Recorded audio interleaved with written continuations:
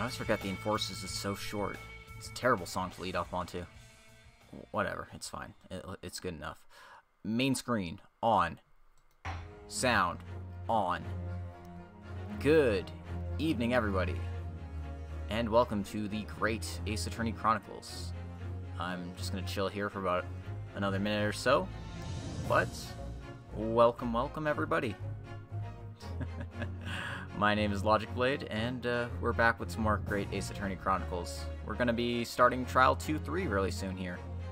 Well, the entire case, not just the trial. I have no idea what this case is, but I saw the title of it. I saw the title of it for my load game screen. The Return of the Great Departed Soul, which can only mean one thing. We're going to be introducing spirit channeling. It's about time, guys. I'm so excited. We're finally going to see Mia Fey's ancestor, and everything's going to be good. I don't actually think that's the case, but we will see. We will see. Hello, Lenny. Welcome. You got here as soon as you saw it, didn't you? It's like, oh shit, he's streaming. I gotta be here for this. Anyway, I'm pretty pumped. And yeah, let's go ahead and get started, shall we? Finally back to London. Hey, we were in London last case. It's fine. It's a giant freaking laser beam. The grand end of the century great exhibition of London. Surely there is not a soul who has failed to hear of it. Wondrous new works of culture and industry from every corner of the globe had converged on Hyde Park, welcoming over 50 million visitors. Oh, they should have done this in McGilded the last Park. great hurrah of this century. Astonished and delighted people of all nations, and ended on a note of resounding success. But as regards to the terrible catastrophe that occurred during the festivities, very few are aware my friend Mr. Herlock Sholmes had a hand in unraveling the matter. Sure looks like the World Fair, yeah. From the shadows, the Great it Exhibition. was he who earnestly unearthed the facts of the case. And like the centerpiece of the Great Exhibition, which rose high into the skies of Hyde Park, Sholmes's brilliant deductions, as clear and lofty as the Crystal Tower itself, brought the truth to light. Yeah, it was a pretty big deal back in the day. We're here at the showground of the Great Exhibition, which is absolutely packed with people. Oh my god, voice acting. Crazy. The weather is unusually fine, and we're about to witness a most extraordinary scientific experiment. Ladies and gentlemen, the 20th century will see steam engines and electrical power dominate the world. Horse-drawn carts will give way to the motor car. Ships will sprout wings and take to the skies. And today, we showcase even more advanced technology. A glimpse into the future. Man, this guy has some moves. A world first. A demonstration of my super high voltage instantaneous kinesis machine. Nah, my dude, that's just a freaking laser will beam. Literally be disassembled by a pulse of high voltage electricity and beamed to another location. Whereupon his body will be reassembled by a series of complex calculations exactly as it was before. Yeah. No. This man's gonna die.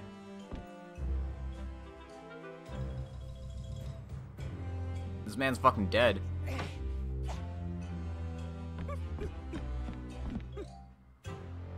In but a few moments from now, this gentleman will, in the blink of an eye, complete an incredible journey through the air. Also, welcome Crimson, welcome Marine. On the Crystal Tower behind you. We're gonna watch a man die.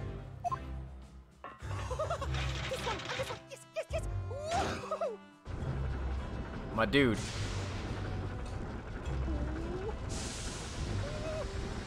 Yes, yes,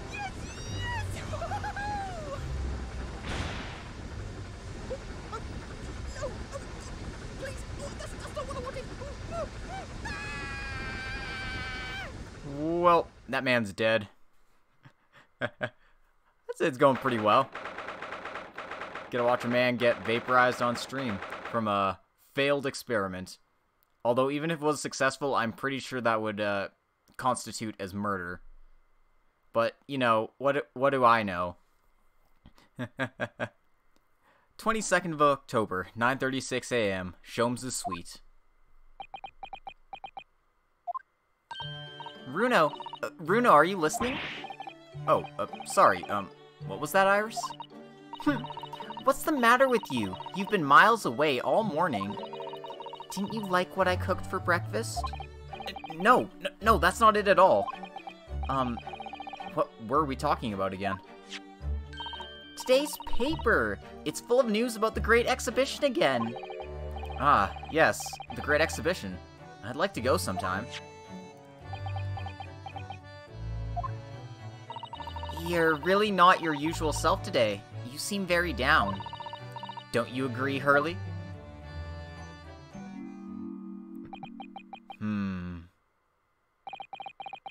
Did you say something, Iris? Oh gosh, you're even more down!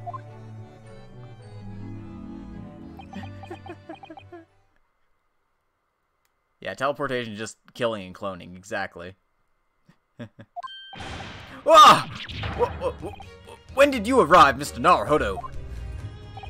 I've been here for about half an hour already. We had breakfast together. What? Why didn't you mention it before? I, thought you might have known I was here. You know, because breakfast. Iris is quite right. You're clearly lacking in vim. So much so that I didn't notice your presence. Thanks. Maybe Sholmes has taken too much opium. Of course, I could deduce the reason perfectly well with some simple observations. What? Let's see. Yes, for example, your tousled hair this morning, with all its unruly spikes. Clearly it can be deduced, therefore, that... let me stop you there, Mr. Sholmes, because I think I can see where this is going. My hair always looks like this. It always has. Ever since we first met, in fact. Oh, really? How interesting. It just doesn't look like a haircut as such, I suppose.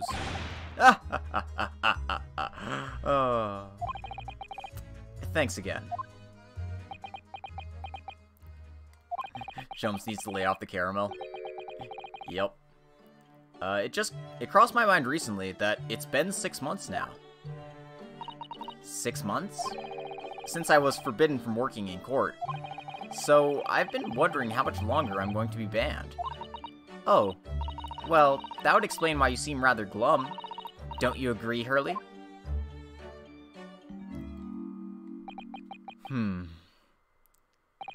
Did you say something, Iris? Oh, back to moping. He's on the mopium, guys.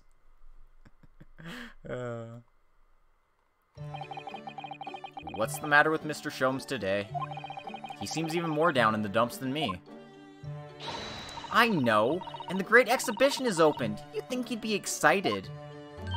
Oh, why don't we all go to see it together? I want to! Of course I do! But I can't! Not for the time being. Why not? Why not? Why not? Because I'm a great detective after all. So, you're embroiled in some tricky case that you can't be distracted from. Is that it?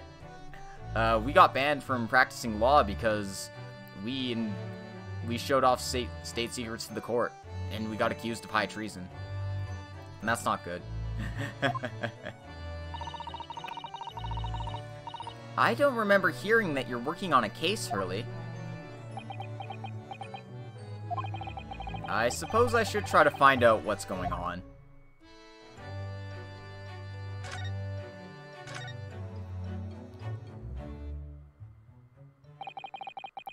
Half a year ago now, I took on the defense of a young girl in a trial heard at the Old Bailey.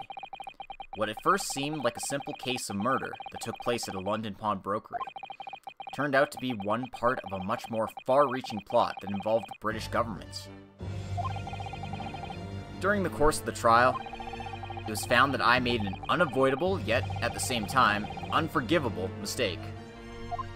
Oh, right, because we presented the evidence that Magilda tampered with.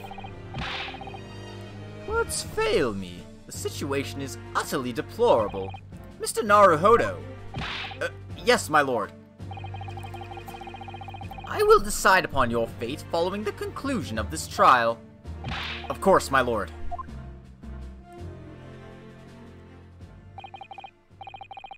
In the end, I had my right to represent people in court revoked.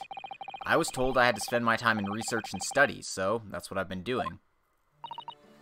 You have, haven't you, Runo? Reading all those big fat tomes about British law up in your room, and the notes about Sholmes' old cases. Brewing Iris's special blends of tea, fetching my daily bread for me. You've become something of a manservant around here. Start on the silverware next, Master Naruhodo. Well, I'm thinking of going to ask the powers that be to reconsider. Specifically, Lord Strongheart at the British Supreme Court on Whitehall. Lord Strongheart? Ah, the delightful Lord Chief Justice. Not my favorite fellow. He's not mine either, but he's the man I have to talk to.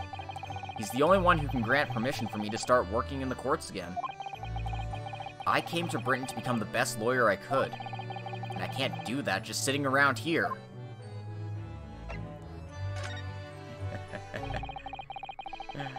The whole of London has been swept up in this great exhibition, hasn't it? The most advanced science, the most modern technology, the finest works of art and feats of engineering. For the next 6 months, our capital will be showcasing these things, and the world will be watching. Oh, do you know what I'd like to do? I'd like to look down on London from one of those lovely balloons. Look down on? Do you mean those things fly? Yes, of course. They fly high in the sky and they don't even need wings to do it. All you need is hot air. But how? How does hot air have anything to do with flying? It makes no sense. I can't understand it at all. That's true of a lot of new scientific discoveries. Most people can't understand them at first. But in 100 years' time, all these things will just be common knowledge. I suppose they might be. Maybe. Mind you, some of the science being demonstrated seems very questionable. Something went wrong on the open experimentation stage yesterday, apparently. There was a huge explosion. Still, I wish I'd seen it, though. I'd love to see how bad some of these scam experiments really are. Says the innocent 10-year-old girl. See here. Every page of this paper carries some article or other about the Great Exhibition. But the brighter things shine, the darker the shadows that are cast behind them. Personally, I find myself drawn to the darkness, to the impenetrable. That is my proper atmosphere. Oh, Sholmesy. Gotta run there and you'll be right back. Alright, see you in a bit, Crimson. And yes, Iris is totally adorable. Best daughter. The shadows cast behind. Is that a metaphorical way of referring to the back page of the paper? Maybe. Why don't we go check that out right now? Every article on the front page is news about the Great Exhibition. Public experiments to demonstrate brand new scientific ideas, cultural exhibits from around the globe. It's also positive and hopeful about the coming century. We must all go to see it properly before too long. Yo, what? So many glowing reports about the Great Exhibition and everything that's going on here. Other than this rather gloomy-looking one, that is. Wait. What? What's the matter, Runo? The Reaper attacked? That's Lord Van Zeeks! This must be what Mr. Sholmes was talking about. Does he know any more, I wonder? I also see something for the Altamont Gas Company. And a lost cat. Oh no, it could be Wagahai.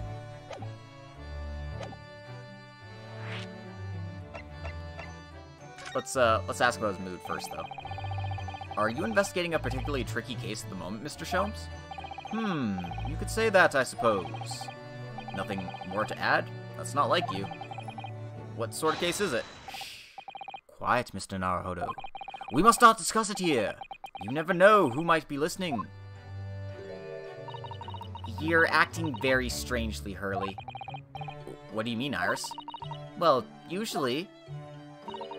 The more mysterious and complicated a case is, the better Hurley's mood. Oh.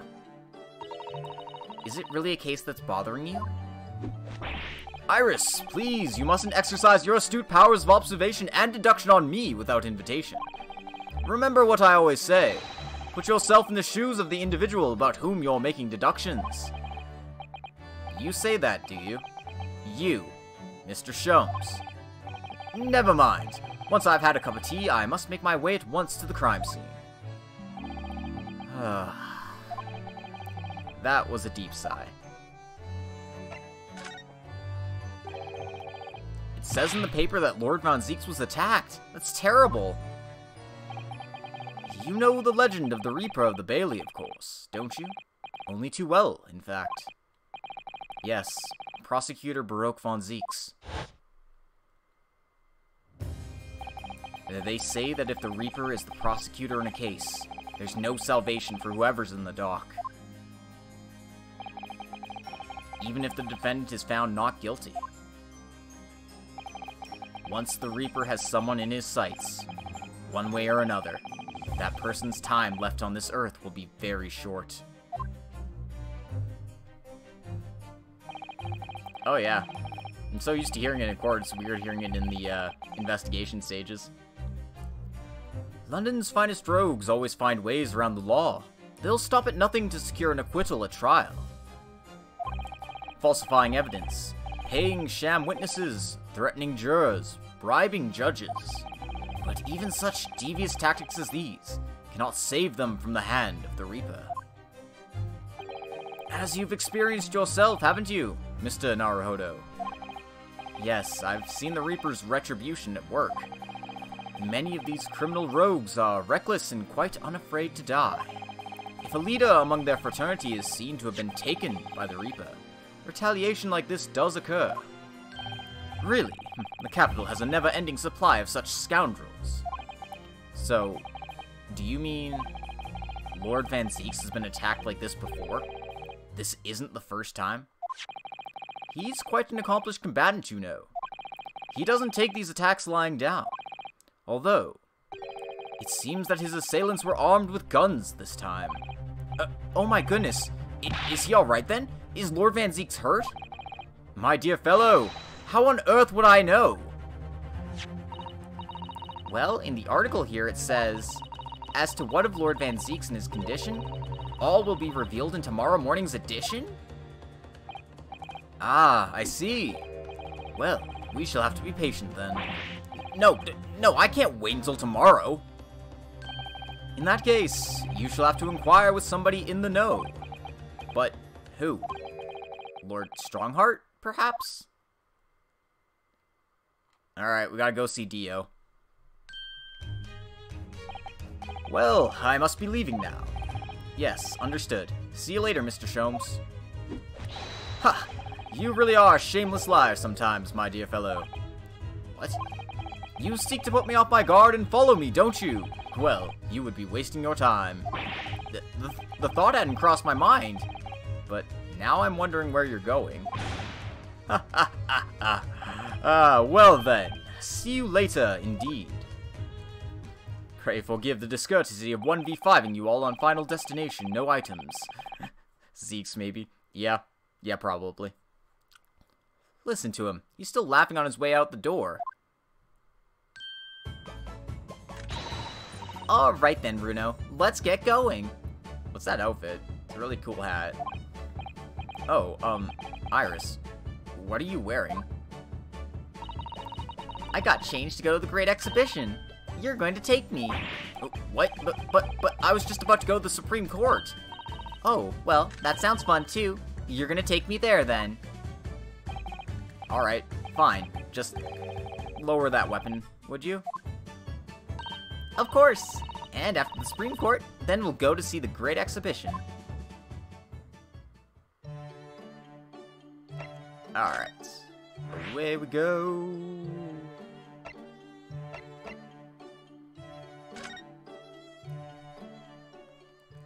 can't leave the house without our trusty assistant. Sadly, Susato's not here. But birds are here. 22nd of October. British Supreme Court. Lord Chief Justice's office. Many burbs. It's been about 6 months now since I was last here. But some things never change. Like the sense of foreboding I always seem to feel in this place. Aww, that's cute.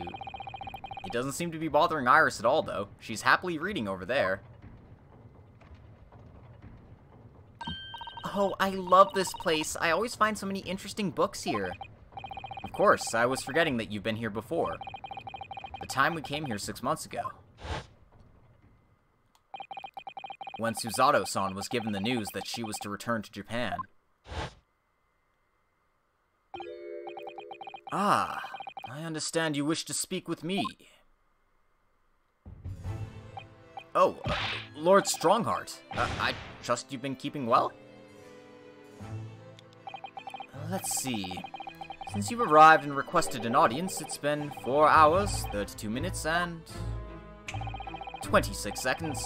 I've kept you waiting a while. My apologies. Oh, no, not at all. I like nothing more than standing around staring into space. Good to know. Good to know that doesn't appear to bother him at all. Male Strongheart, Lord Chief Justice of London. He's the man who allowed me to start practicing as a defense lawyer when I arrived in Britain as a student. You need only savor the air for a moment in this grand office to understand his preeminent status. As you will be aware, the Great Exhibition of London is now underway at last. We're extremely busy as a result, policing the grounds, guarding the new technologies, dealing with petty crime. And furthermore, as of next month, we shall open the International Forensic Science Symposium. Oh, I've not heard about that. Investigating authorities from 40 countries around the globe will be taking part, including from your own land. Forensic science is the future. The world must embrace it. As we're the hosting nation, I have much to do, and it is my highest priority. If others must wait for my attention as a result, so be it. Well, it's nice to know where I stand. So, you wish to consult with me? Of course, I can very well imagine what this is about. Thank you for agreeing to this meeting, my lord. I want to be allowed to start working as a defense lawyer again in court. That's what brought me here today. But actually, there's something else playing on my mind as it happens. Runo, just take a deep breath and come out with it.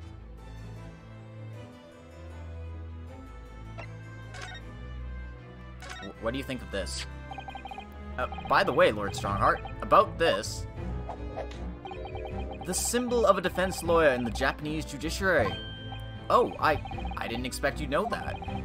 We never accept foreign students before first researching the legal systems of their home countries. But such trinkets are merely for show. The only true measure of your worth is your performance in court. Yes, right.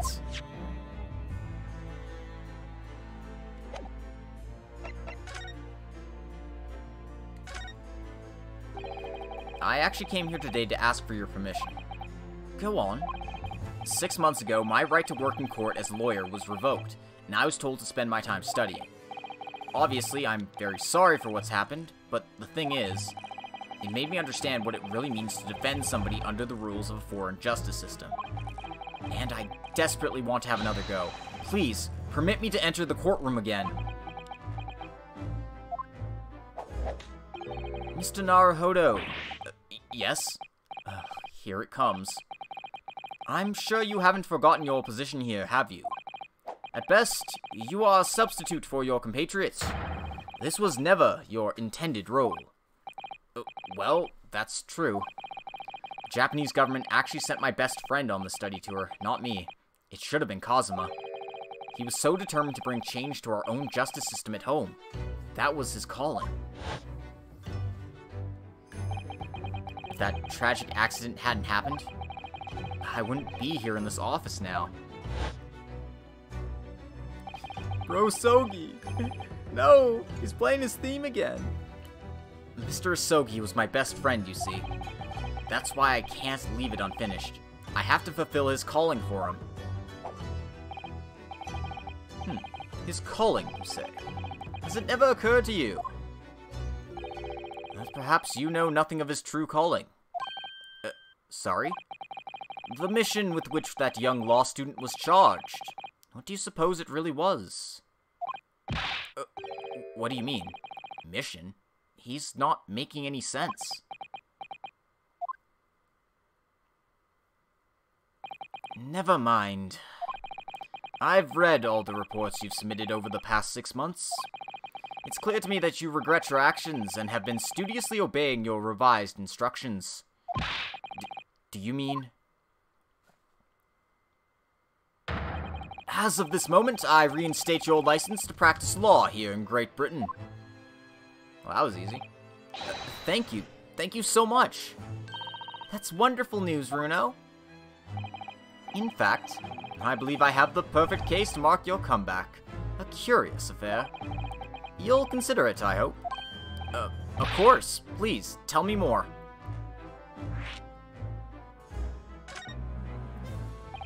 You described it as a curious affair. Yes, that's right. I believe it was reported in the press. Are you aware that there was a serious accident at the Great Exhibition yesterday?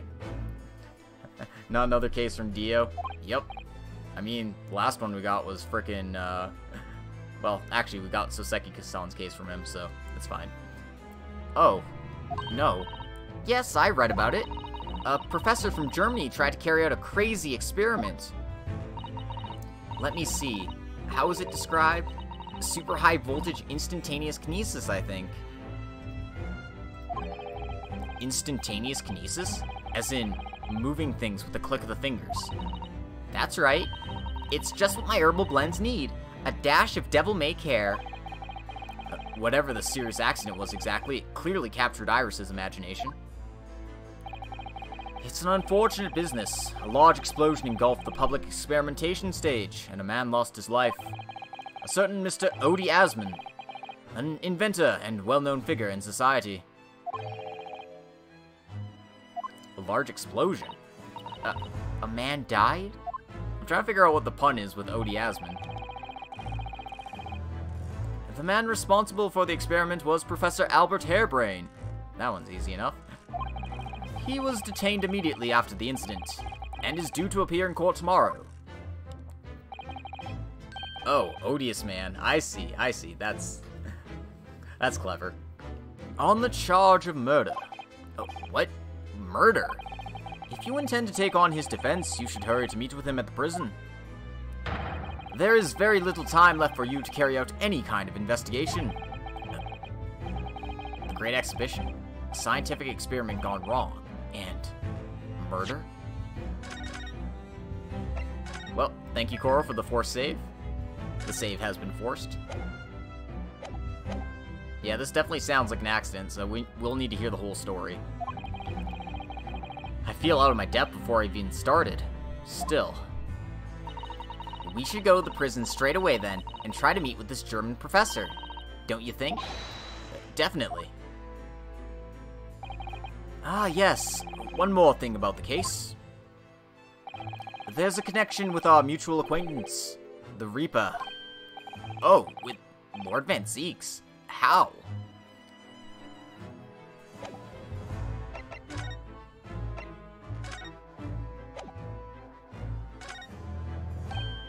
Oh, that reminds me. Have you seen this? The reports of the overwhelming success of the Great Exhibition. Of course. No, not that. The story on the back page. What story? The Reaper attacked. Ah, that. You've enjoyed some victories in court against my #1 prosecutor, have you not? Poor Mr. Reaper.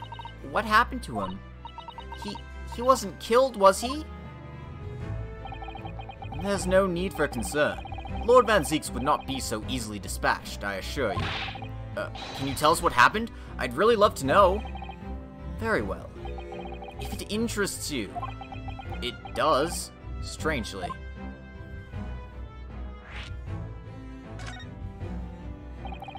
Fortunately, Lord Van Zieks emerged from the attack unscathed. Street ruffians are no match for that man. He's a very capable fighter. But that's incredible. They were armed with guns. Why was he attacked, though? Do we know? It's related to events that occurred a month ago. A leader of one of the capital's criminal organizations was indicted and prosecuted by Van Zieks. But the man was acquitted. I have no doubt large sums of money were involved behind the scenes. Large sums of money? A deplorable situation. Members of the jury were bribed, it seems. However, despite winning his freedom, the man in question met a dramatic end yesterday. But you're not suggesting that was the work of the Reaper, surely? The victim's henchmen certainly seemed to think so. He was a man by the name of Asman, Mr. Odie Asman. Did you say Asman? That's the man who died in the big explosion at the Great Exhibition. Yes, known publicly as an investor, but in reality, the head of a significant criminal organization. Unbelievable. I wonder, could I ask you something, Lord Strongheart? Try me. Why do you use Lord Van Zieks as a prosecutor? All the criminals who manage to get off in court then meet with mysterious ends outside the courtroom. And fearful of that fate, they seek to strike at Lord Van Zieks first. I know there's no evidence that he actually is the Reaper in that sense, but still, something clearly is going on here. I have Van Zieks work for the prosecution service for two reasons. Firstly, the man is the best prosecutor in the capital, bar none. And secondly, any deaths of criminals that have occurred outside the courtroom following his trials are nothing to do with him. But that doesn't make sense. How can you explain the way so many have died if not by somebody's hand? Van Zieks may have earned himself the moniker of the Reaper, but he is no killer. So he will continue to prosecute on behalf of the Crown. Unless he wishes otherwise, of course.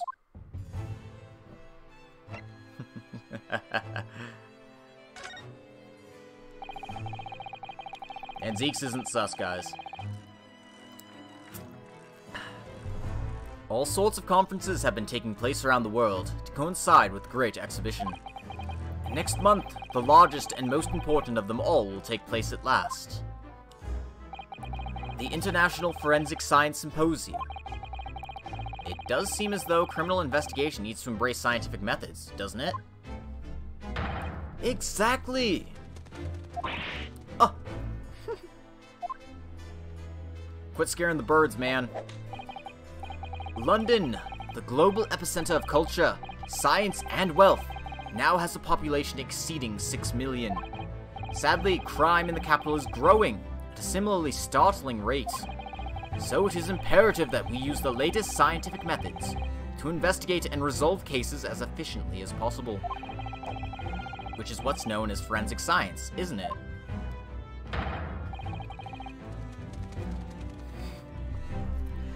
Exactly. The future of policing. Ah! Regrettably, however, Britain is currently dragging its feet when it comes to the adoption of forensic methods. Oh dear, that's alarming. Exactly! It's extremely alarming! Ah! Why, Iris, why are you reacting every time he does that?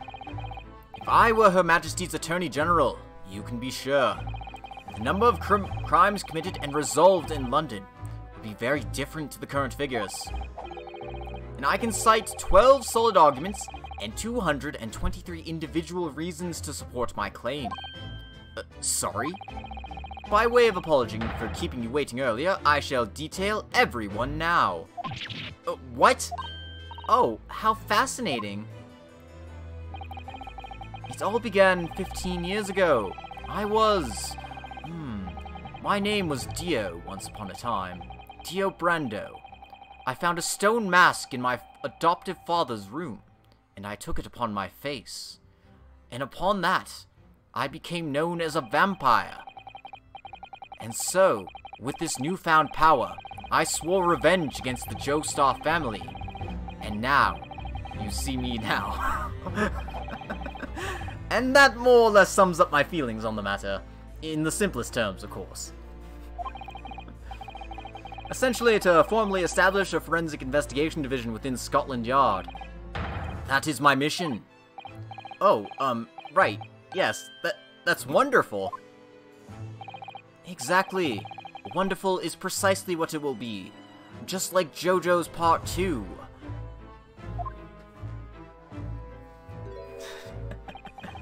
Iris isn't paying attention at all. She's got her nose in another book now. Oh, is it over? Did you learn anything useful? I actually drifted off for the most part. He's surprisingly ardent about forensic science.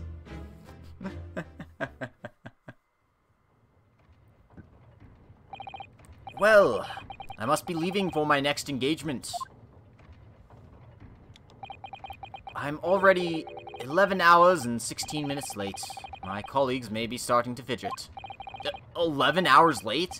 That's quite something. That meeting had already started when I arrived back here for this engagement with you. So, lateness was inevitable. Time stops for no man. I'm sure it stopped for me during those 12 solid arguments and 223 reasons. Zawardo! Now, let me lecture at you. Oh, yes, where would I find Lord Van Zeeks now? I would assume he's at his office. Right.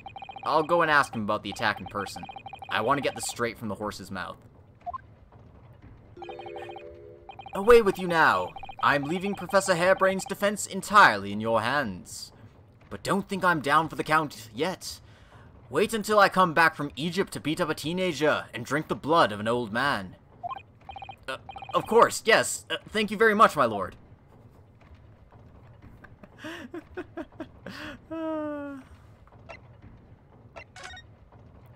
Just one thing, Lord Strongheart. What is Star Platinum?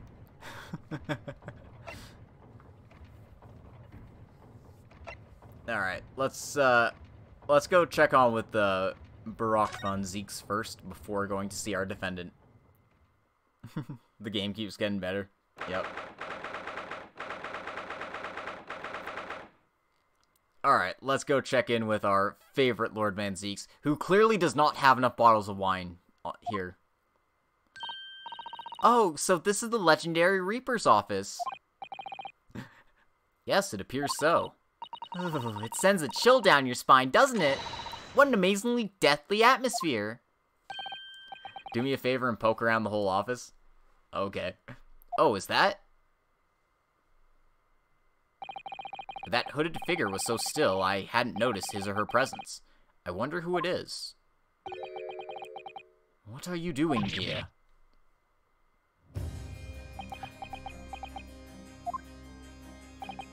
He's as unwelcoming as I thought he'd be.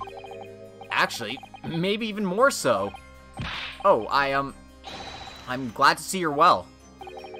I am. So, who's the person over there by the wall being punished for something or other? No punishment is taking place here. Oh. That's my apprentice, and he's sitting there of his own free will. I didn't know you had an apprentice. It must be the same person who was pictured in the newspaper. He is very able in combat, a requisite skill for anyone under my tutelage. Are you referring to the attack on the Reaper that was reported in the papers? The Reaper? I'd be interested to know the Reaper's true identity myself. Assuming, that is, such a fabled fiend genuinely inhabits our great courtrooms. Look, I understand. We have things to talk about. But look at that fine collection of hallowed chalices and bottles neatly lined up there. My hallowed bottles are filled with the essence of the finest grapes from the finest vineyards I visit. And I personally oversee these chalices being made by the finest crystal craftsmen in the world. And yet you throw them around in court like they were worthless. Yes, because this imbecile is so unimaginably and repeatedly wide of the mark sometimes. Oh. Before you open your mouth next time, you should consider the poor artisans whose work you defile. So, it's my fault? Silly me, how could I ever thought otherwise?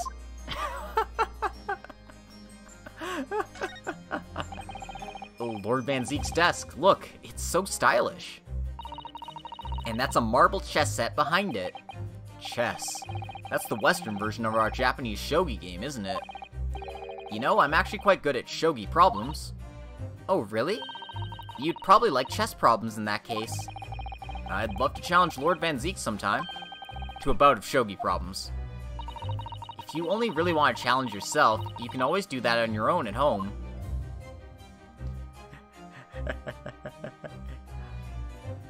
I can't even with you, Ryunosuke.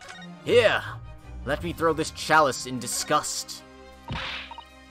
Ooh, look, it's a scale model of the Great Exhibition's showground.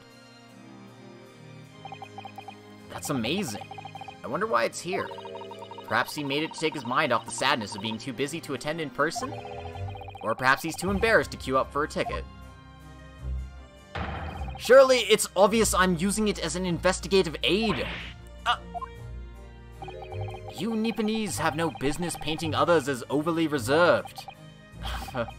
I really didn't think he'd overhear that. Wow, just stick it right in his back, why don't you? That portrait really dominates the room, doesn't it? It's a very majestic outfit and pose, but sadly, whoever painted it didn't do a very good job of capturing Lord Van Zeek's facial features.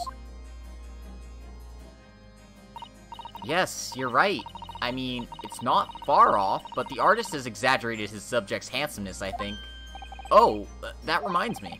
I heard Emperor Napoleon of France ordered artists to make him look more attractive when they painted him. How vain. That's really not an attractive quality in a person, is it? That portrait does not depict me. Surely that's immediately obvious. Oh, then who is it?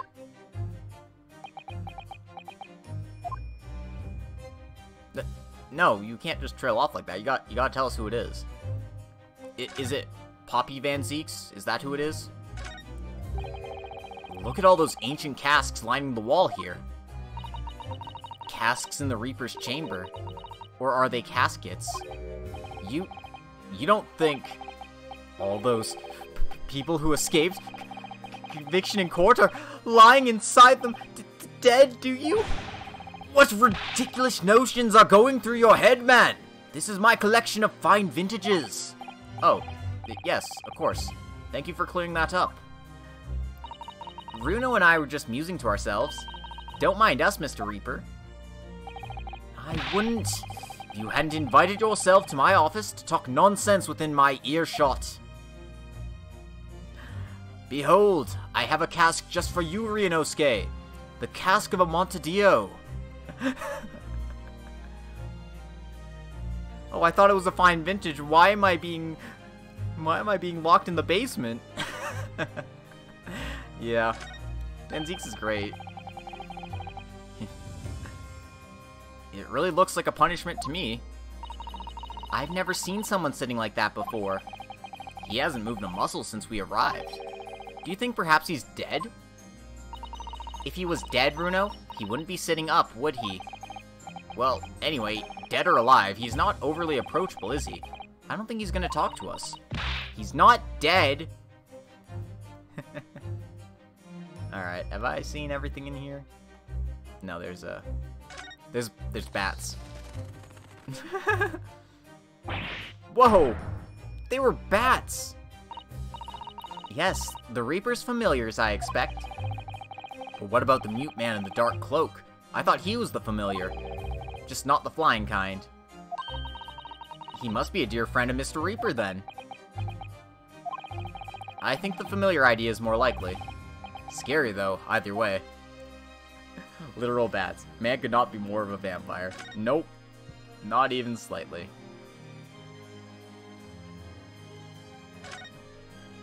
I do love how his theme just plays while you're investigating his shit.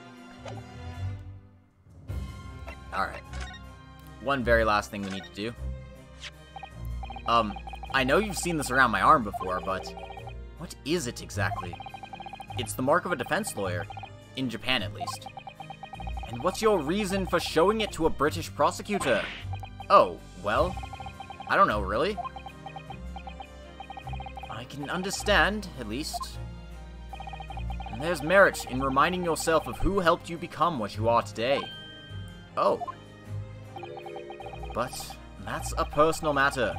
Something you may want to keep close at all times. Not something to flaunt. No, I suppose not. Thank you for understanding, though. Hey, I got a Chivo for that. Nice.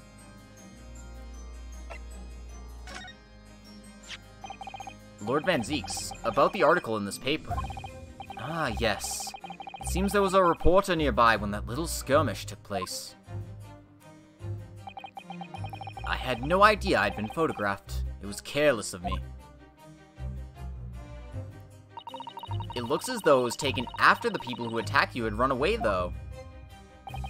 Rest assured, the police have already apprehended every last one of them. But there's someone else fighting alongside you, it seems. And I think it's the same man who's sitting over there as we speak, isn't it? As I mentioned already, he's my apprentice. Perhaps you could tell us a little more about him?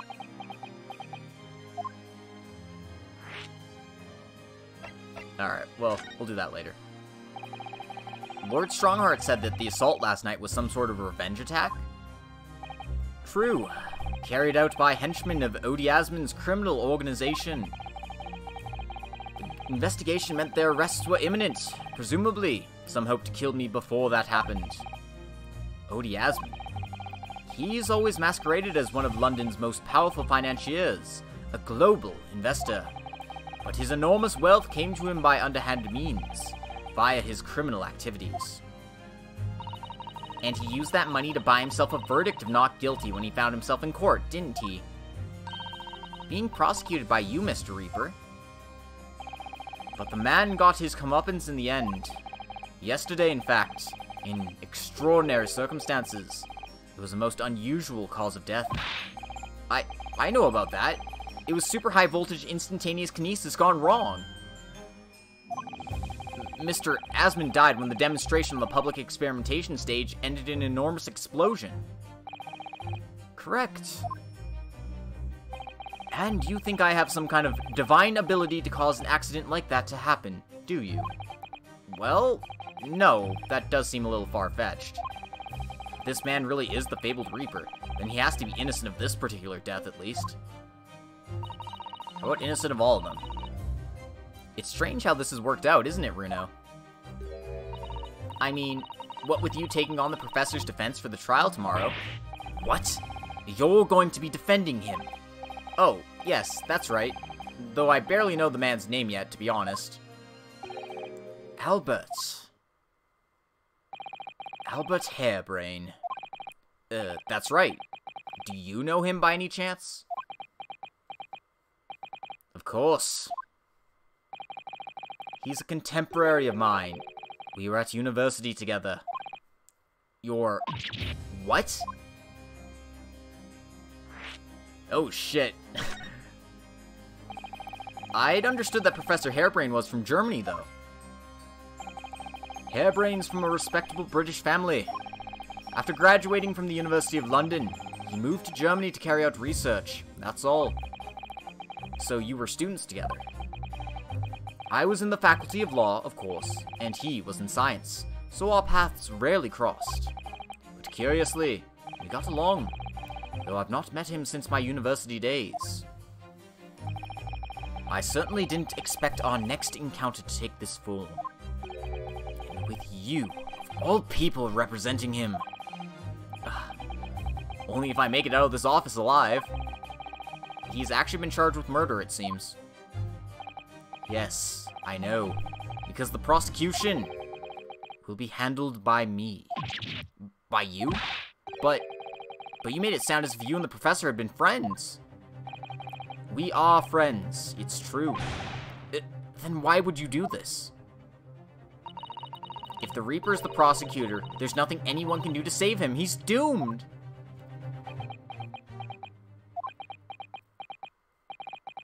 What's Lord Van Zeek's thinking?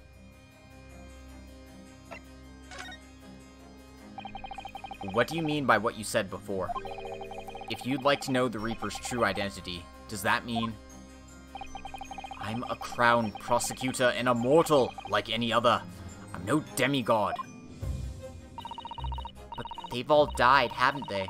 The people you've prosecuted, I mean. Whether or not the trial ended in a conviction or an acquittal, those I prosecute are the vilest wretches of our society. People who without question deserve to be found guilty. The world is a better place without them. But that's not true of Mr. Natsume, for example. He wasn't a vile wretch at all. Nor was Ginny. In fact, she's ever so hardworking now. I can't deny that since I encountered you, things have taken a turn. But the point is this. If any of those vile wretches that escaped justice subsequently died in mysterious circumstances, it was at the hand of their own kind.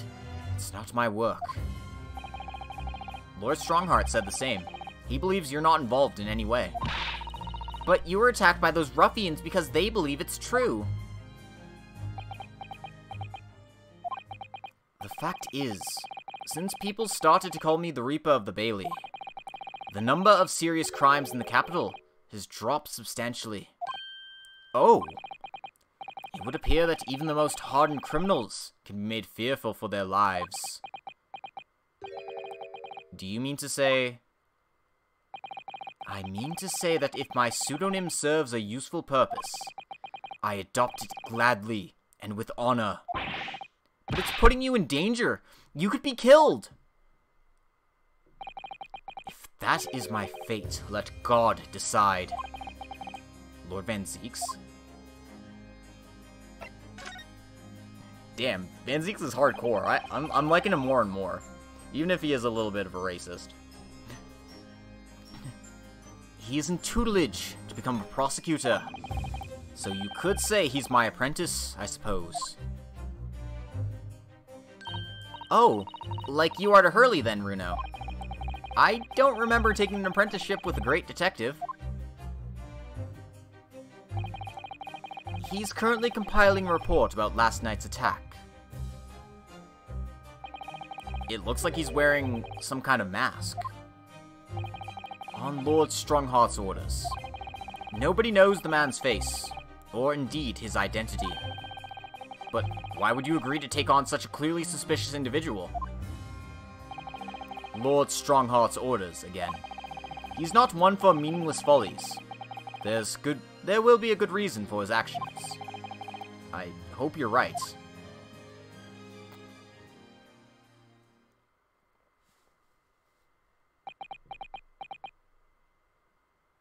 Who are you? Who are you? Nobody cared who I was until I put on the mask. Oh. The task is complete. Good. In that case, you can collate all the briefs.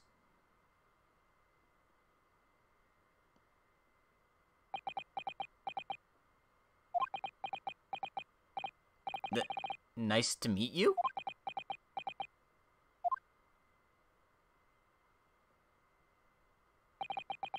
Back to work again. That was really strange, though. I've never met the man before. I didn't even know he existed. And yet, somehow it didn't feel like our first encounter. Bruh. Don't bother trying to converse with him. He says nothing to anybody from outside this office. Lord Strongheart has strictly forbidden it. Oh, I see. Why are you so interested in my apprentice anyway? Oh no, I mean... Sorry, I didn't mean to... The way he stood there so casually, yet with that flawless posture. It couldn't be.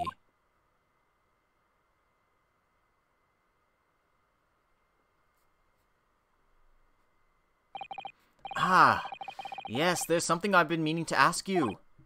Oh, what's that? That Nipponese man, is he faring well? Sorry? The one arrested twice in succession 6 months ago, with the stoop, and the mustache, and the jitters. Oh, Mr. Natsume, you mean? I'm not sure he'd be very pleased to find out you identified him from that list, Runo. He's fine, thank you. In fact, I received a letter from him by international post only the other day. I see. Well, I think we can end our discussion there, don't you? There's little time left before tomorrow's trial. I advise you to spend it investigating the case. Yes, thank you for the advice, and for the conversation. I can't believe he's asking after Soseki-san, after a Nipponese. I'm not sure whether to feel happy about that or worried. I never imagined that Mr. Reaper would be friends with a mad scientist, did you? That's a turn-up for the books. A mad scientist? Oh, you mean Professor Harebrained. Yes, it might be worth quizzing the professor about his relationship with Lord Van Zieks, I think. He is best bro. Yeah, Lord Van Zieks is definitely... Alright. I doubt I can do anything with him. No. They won't let me do anything. Cool. Alright, let's go and visit our defendant.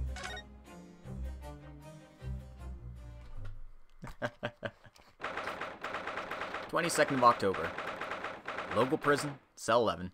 Brook von Zieks. The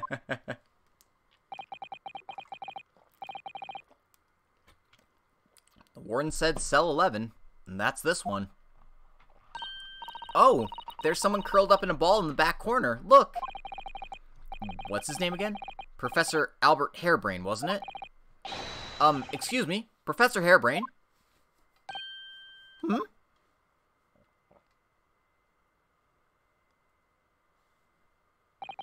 Who are you? I'm Ryunosuke Naruhodo. I'm a defense lawyer. A lawyer? Was it something I said? A lawyer, you say? What? Would you be here about the experiment? Are you going to defend my hypothesis? Your hypothesis? Sorry, I don't... Yesterday's demonstration. That magnificent demonstration was... It was an out-and-out success by anyone's calculations. But despite that, no one listens. No lawyer believes in the science. When it's explained, they all leave at high velocity.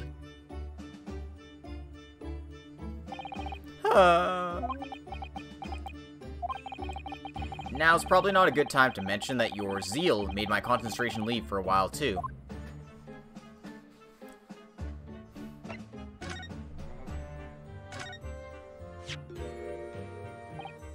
Oh, fascinating, yes! In Japan, where I come from, it's the symbol of a defense lawyer. Wearing it is very bracing, I find. Your words make some sense to me, but they are entirely illogical. What do you mean? Well, for example, I find this white laboratory coat that I wear for my work very bracing, too. However, in my case, there's a perfectly logical reason for that feeling. Oh, really? What is it? I purchased the wrong size by mistake. This one's too small for me. The sleeves especially are extremely bracing. I can barely move my wrists. That's what you call logical, is it? Of course, it's entirely logical. That's science, Mr. Naruhodo.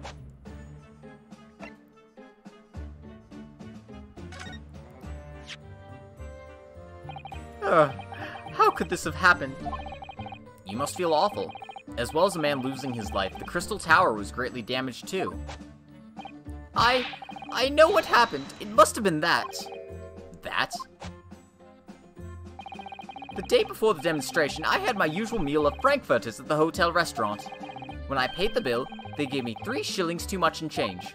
But instead of saying anything, I just slipped the coins into my pocket. They're still there now. It's divine retribution for my wrongdoing. That's what this is. For a scientist, he has some very illogical anecdotes. Long and illogical. Alright. You mentioned the demonstration yesterday. The papers have called it a spectacular failure. After all, a man died in the explosion, didn't he? Ah. Yes, you could interpret the results that way if you really wanted to. Well, I suppose in the strictest sense. The experiment was a failure, but at the same time, it was a great success. You've lost me. I saw it with my own eyes, right there in front of me. Mr. Asman was spontaneously disassembled. Until then, everything was going exactly as my calculations had predicted. At that point, he should have been beamed to the Crystal Tower by instantaneous kinesis. However, the machine exploded and Mr. Asman in fact perished. Yes, I can't deny that part of the experiment was a failure. So what you're really saying is the large explosion that killed Mr. Asman was an accident, correct? But the bigwigs had you arrested on suspicion of murder. I was responsible for a man's death. That is the immutable truth here. And for that, I wish to be punished. At once. But... Murder! Never in a million years! It was an accident! Simply an accident! I see. Hurley and I were talking this morning, you know. He said the situation would change completely depending on whether it was treated as an accident or murder. How exactly? Well, if it really was an accident, then the professor's machine would be kept in protective custody. On what grounds? Ah, yes, it's newly established here in Britain, the Special Dispensation for Scientific Equipment Act. That one passed me by. But if the case is treated as murder, then they'll say my machine was the murder weapon, and they'll be able to pore over it as much as they like. If they examine it in detail, they'll find out how it's made, and then they'll be able to copy my idea. My precious hypothesis will be stolen.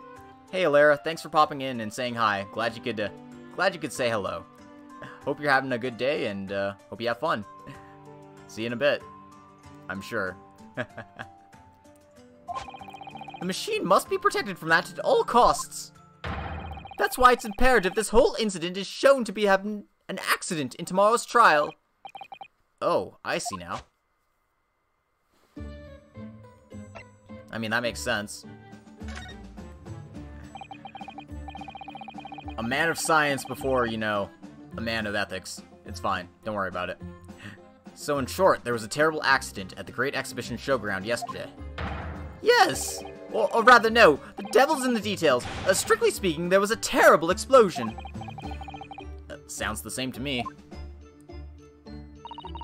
You were demonstrating super high voltage instantaneous kinesis, weren't you?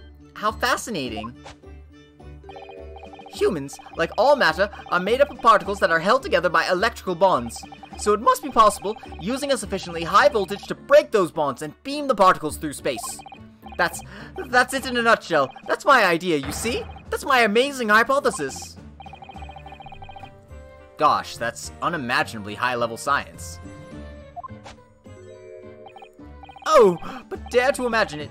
Dare to dream of such incredible technology. Just think, one moment I could be here in this cell, and the next, I could be at the Great Exhibition again. Well, yes, that would be incredible. And the next, in the mere blink of an eye, I could be at a great Parisian theater, say. The possibilities are endless. The whole of our vast planet would be within reach. So, no more hiding in wardrobes on rocky seas for 50 days. I don't really see it like that. Oh, what do you mean, Iris? Well, if you could travel anywhere in the world instantly, the planet wouldn't really seem vast anymore, would it? I think it would feel like it had shrunk. My word, that's exactly right. What are the implications? What does this mean? Yeah, we don't know anything much about this case other than there was an explosion. A guy died named Odie Asman. And that there are some connections to our good friend the Reaper here. Oops, that's got Professor Bunnybrain'd really worked by the looks of it. Clearly this is yet another case of just because you can doesn't mean you should, I suppose. The point is, my calculations are flawless, the science works, but without a practical demonstration it means nothing. And that's always the fly in the ointment. Because practical demonstrations cost a lot of money. Money that young scientists like you don't have. That's exactly it, yes. Hurley's always complaining about it. He says the government should invest more in science. Well, anyway, I bumped into him at the right time. I met the well-known investor, Mr. Asman. The victim who died in yesterday's terrible accident, you mean? So, I guess that would be the motive. Money. I understand Lord Van Zieks is a friend of yours from your university days? Yes, that's right. He was studying law, while I was studying science. What was he like back then? A good question. Unassuming, gentlemanly, an all-around nice fellow, really. Sorry, I think you misheard me. I'm talking about the cold-hearted, merciless prosecutor Baroque von Zieks. What was he like when he was at university? Talk about a leading question, Runo. As I said, an unassuming and extremely pleasant gentleman. After all, he is the little darling of the Van Zieks family, with all its great aristocratic origins. I didn't realize he had quite such noble blood. Little darling.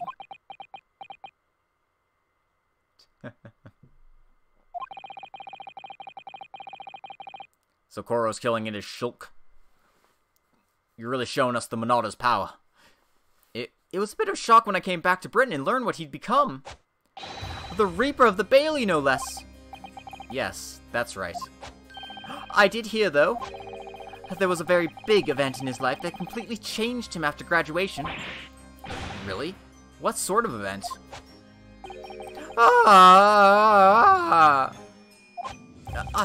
I'm sorry, but I don't know anymore.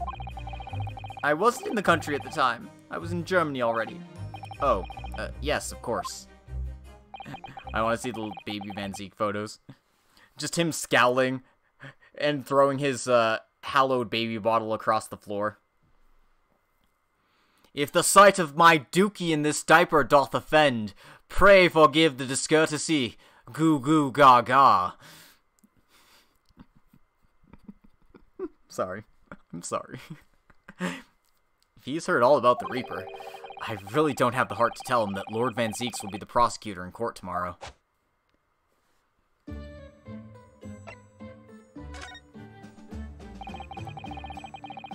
Reaper of the old diaper. Oh god.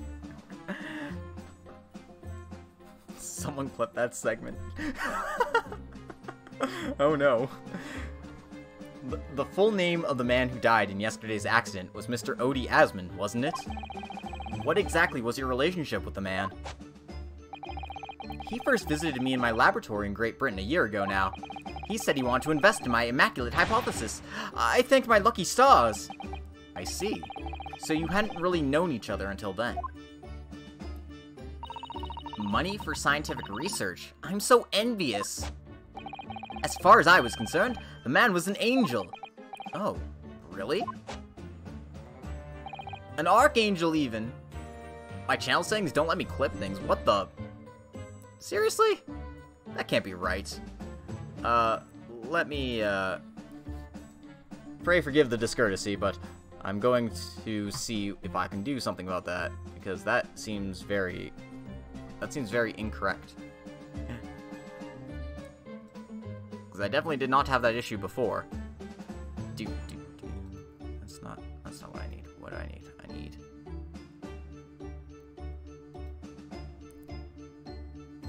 I suppose it's in my dashboard.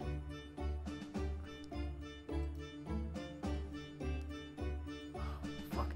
I don't remember how to do this shit. Why doesn't Twitch make this shit simple? I should just be able to like say, hey, I want people to be able to clip my stuff.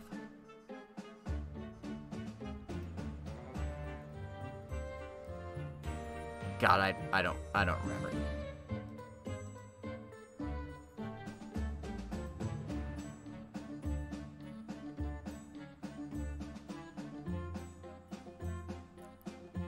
messages caught by Automod.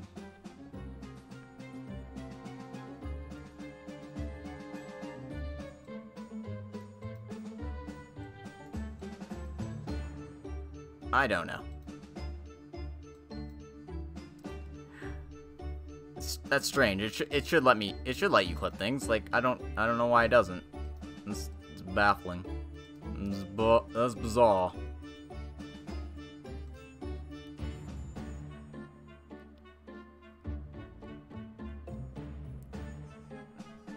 Yeah, I don't know.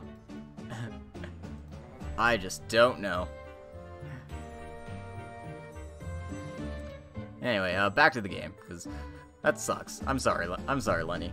God damn it. He was prepared to fund a practical demonstration of my hypothesis for presentation at the Great Exhibition. And if that went well, I could expect additional financial support for my research from the British government. Ah well, it's immortalized in the VOD at least. Yep, and the VOD's gonna be highlighted, so it'll be there at least. And I can probably clip it from the VOD, so... I'll just have to do that later. Mr. Asman provided me with the money and an exceptional engineer. He produced a machine to my precise specifications. But then your dreams were blown to dust in one enormous explosion. Oh shit, Koro's got it. I guess only my mods can do it?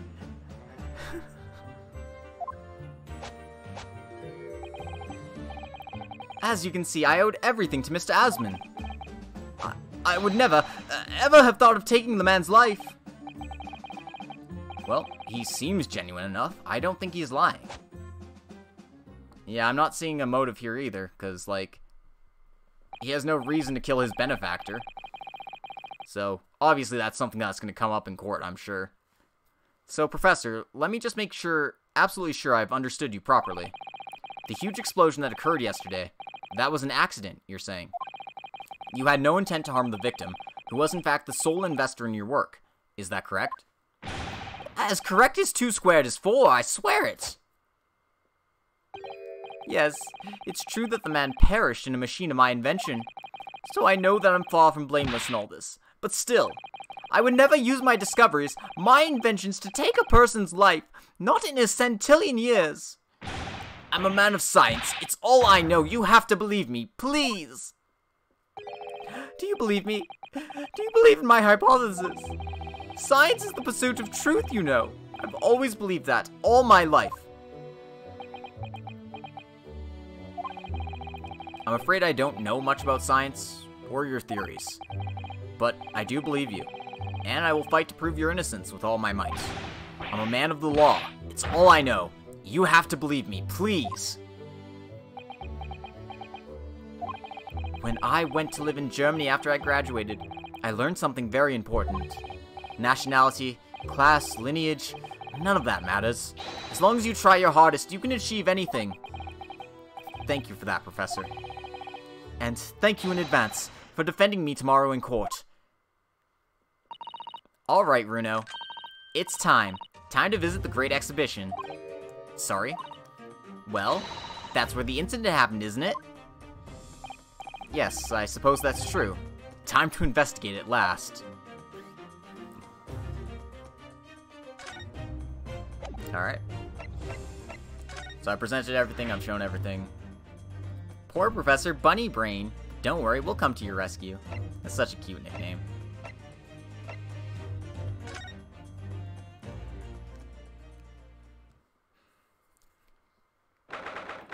22nd of October. The Great Exhibition. The Great Exhibition grounds, foot of the Crystal Tower. God, that took forever to type out. Ugh. The showgrounds are a little too big for my liking. We've been walking around in dense crowds for 2 hours now, and I felt myself swooning 3 times. There are a lot of people, aren't there? I've almost been trodden on 3 times, too. Be careful, won't you, Iris? Don't let go of my hand. Aww. We finally made it through the throngs, though, by the look of it. Here we are, underneath the public experimentation stage where the explosion happened yesterday.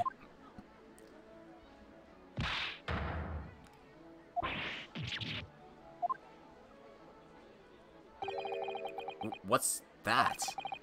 I can hear voices from up on the stage. It sounds like an argument.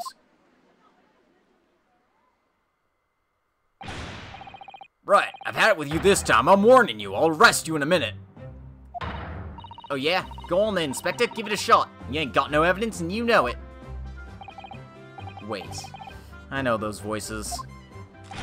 You got a cheeky little mouth on you, young lady. But a night in the cells will teach you some manners. Just try it, I dare you. You want that bag of chips rammed down your throat? What's Gina doing here? Yoo-hoo! Gregsy! What are you doing up there?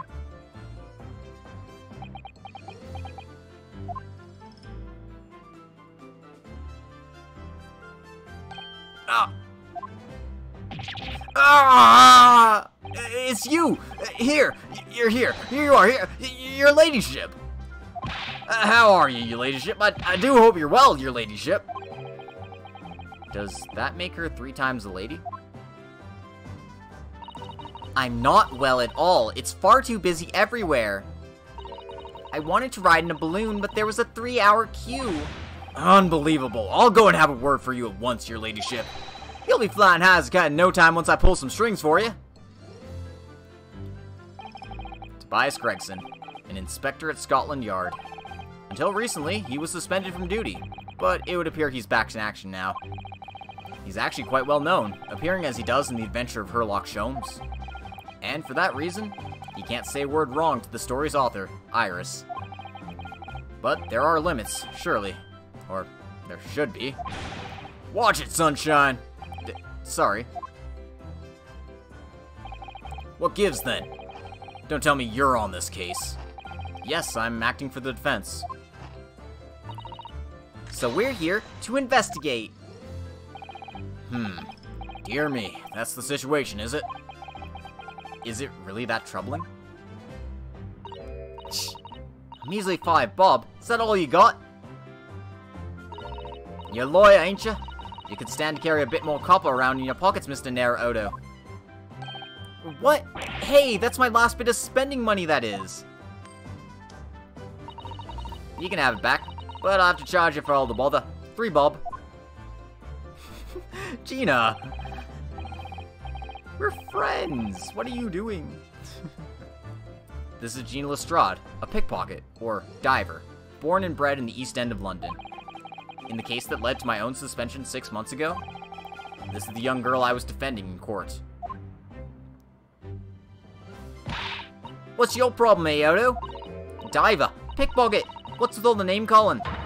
You want a bag of chips rammed down your throat and all, do ya? I thought you were proud to be a diver, Gina. You were just arguing with Inspector Gregson about it, weren't you? I assumed you'd been up to your usual tricks here at the showground. That ain't no way to talk to a lady, Odo. Half a year's a long time. People can change. I'm an apprentice now. Learned to be a Scotland Yard detective. Wait, really? So you have to call me what everyone else does. It's Inspector Lestrade now.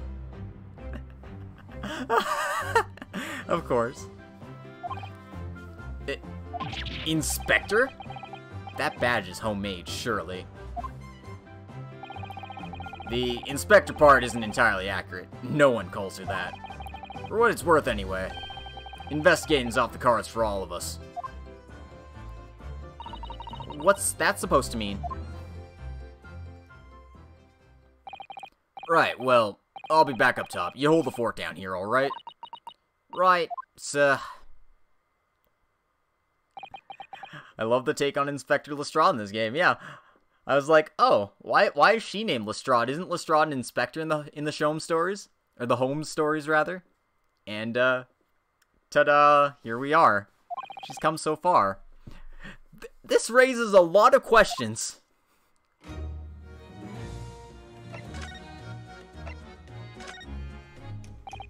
Gina, would you take a look at... Oh, where did it go? Looking for this, Odo? When did she do that? I wonder if you got anything else to show me, eh? What do you reckon? Give that back first, please. This armband is proof, in Japan at least, that I'm a defense lawyer. And this badge is proof that I'm a detective. So you're all gonna have to start calling me Inspector Lestrade. In that case, you'll have to start calling me, well, anything but Odo. I could call you Defender Naruhodo if you like. But don't really trip off the tongue. No, it doesn't have a great ring to it, does it?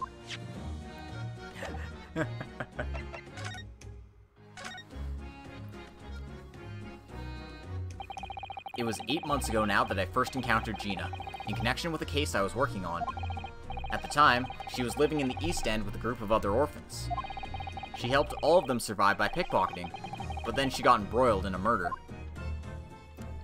Just accept your fate, Odo. Yeah, no kidding. I had a lot of time to think in prison. I realized I couldn't go on like I was. The diving weren't working out. Oh, I'm so pleased to hear it, Ginny. Well done. So you went from being a pickpocket to a detective? You got it? Good, innit? Inspector Lestrade. Sound like something out of a book, eh? Yeah. Talk about a sea change. And then there's Iris's old man to think about. Iris's father, you mean? Yeah, I promised her, didn't I? I said I'd get all the police forces around the world to pull out all the stops looking for him. Oh, got a spam bot. That's not good. Spam bot needs to go and get the ban. Ban the bot.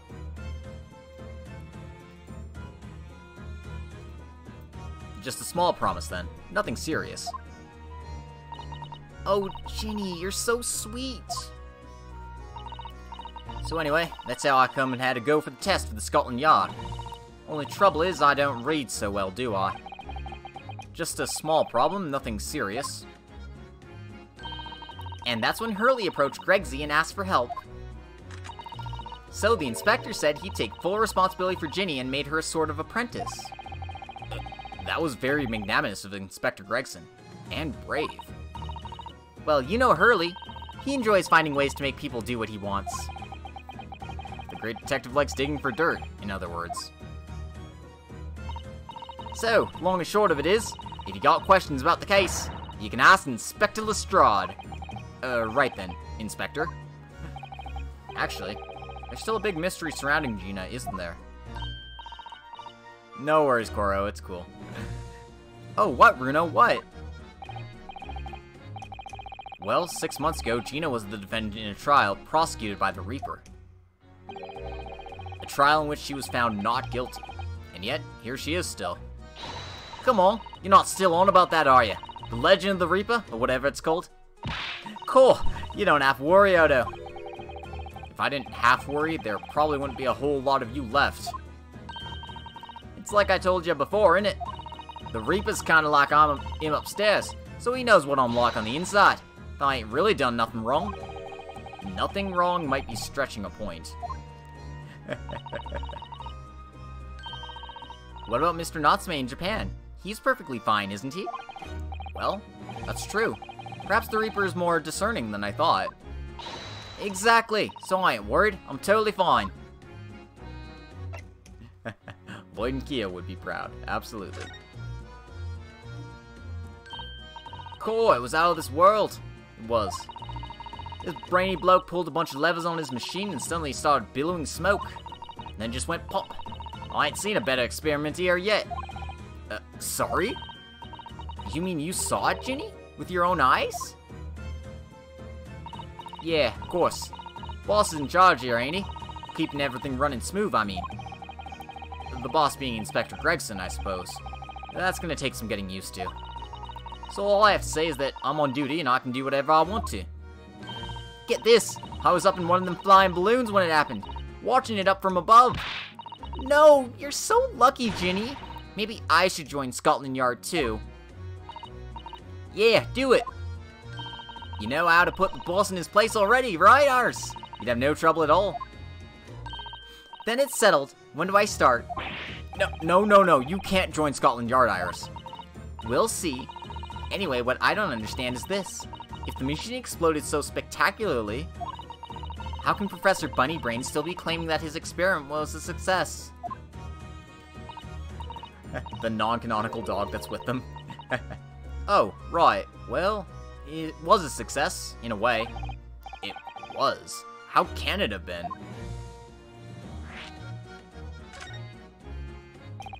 Surely after the whole machine blew up, no one could call the experiment a success. Like I said, it did sort of work. I mean, yeah, there was a load of smoke and that whopping great bang. Where do you think they found the victim's body, eh? In the crystal tower over there. What? In the tower? You can see for yourself, can't you? Up there above the scaffold. Oh, where all the glass is broken, you mean? Yeah, the cage what the victim got in to start with. Really did get beamed through the air or whatever and landed all the way over there. So, you see, it did kind of work, didn't it? What? I don't believe it. I mean, I don't get the ins and outs of it, but anything's possible, right? With science? Oh, I tell you what, you can have this. It's planned the experiment they drew up at the yard. Are you sure? Yeah, go on. I had 3 bob off you before, so fair's fair. Yes, I didn't actually give that to you, did I?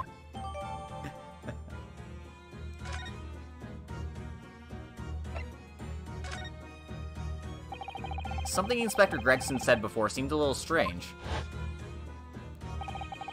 What's worth anyway? Investigating's off the cards for all of us. Yes, naughty old Gregsy ran off after that without explaining himself. Oh, right, that. The boss said no one's allowed to investigate that weird machine what blew up yesterday. Well, that's not fair. We're representing the defendant. In that case, could you at least tell us what you've learned from your investigations? Nah, you're not getting it. We ain't allowed to investigate neither. Why? What did the boss call him again?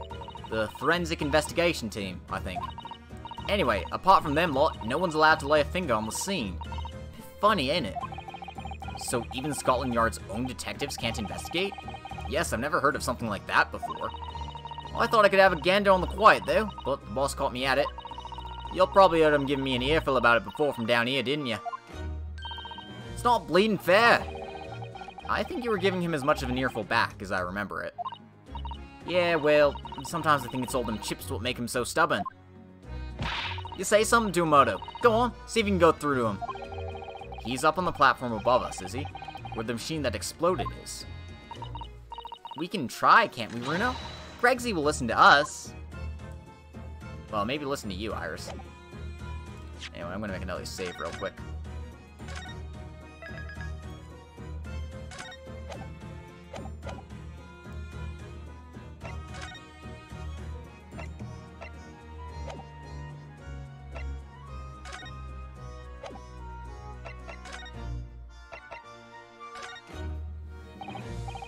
Gino, would you take a look at... Oh. Oh, same thing.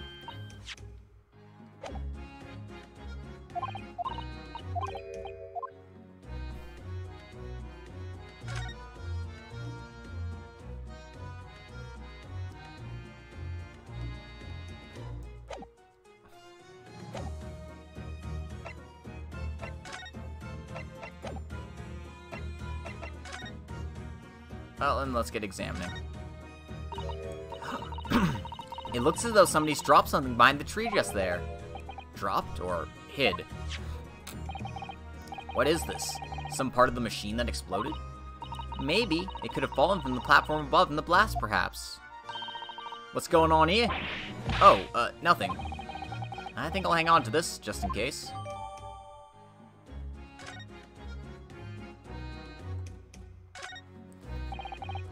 For some reason, the ground is damaged in this spot. Look! Almost as if there was a fire here or something. Yes, if you look closely, there's some scattered ash and burnt embers, too. Well, I suppose there was a big explosion just up here. People probably wouldn't bat an eyelid at a small fire like this would have been. I'm not sure we English are quite that laid back, Runo. Oh, look! What's this? A ripped piece of cloth? It's not like any fabric I've ever seen before. It's very thick and stiff. It looks extremely durable. It's canvas, I think, with some sort of rubber backing. And the edges appear to be a bit charred as well. Maybe that means it has something to do with the explosion. Let's make a note of it while Ginny's mid-yawn.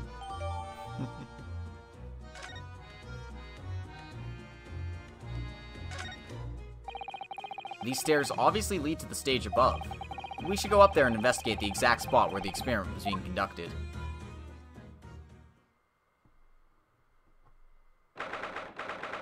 22nd of October. Great exhibition. Grounds experimentation stage. So, that's it, is it? The machine that blew up. Oh, it must have been a magnificent explosion, and I've seen my fair share. You've seen things like this before, you mean? Of course.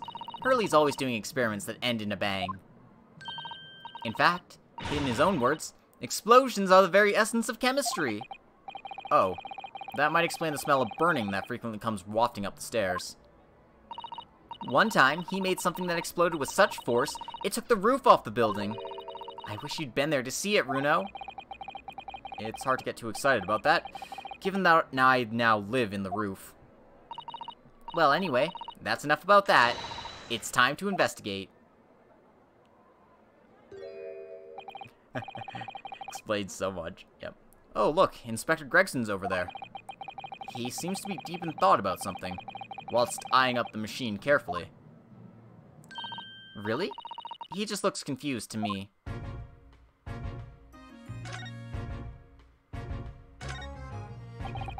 It ripped itself apart magnificently, didn't it? Magnificently and mercilessly. So someone stands in the middle of the machine to be disassembled and then beamed through the air. Yes, beamed. Not blasted. That's the point. Yes, that part's crucial, really.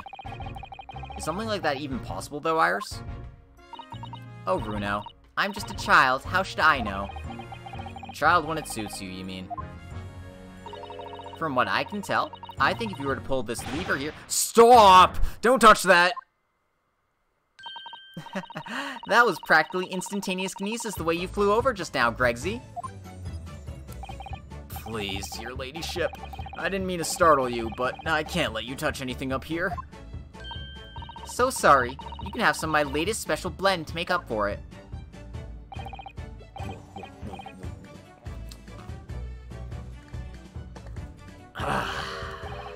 Wonderful. This stuff really is wonderful.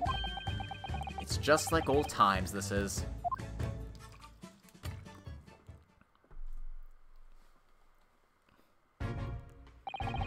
We're representing Professor Harebrained in court tomorrow, Inspector.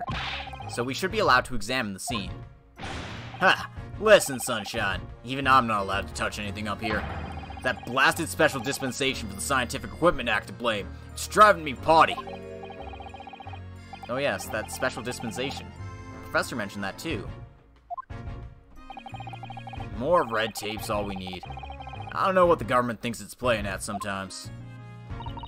But we're allowed to just look, aren't we? Yeah. Surely that's alright, isn't it, Gregsy?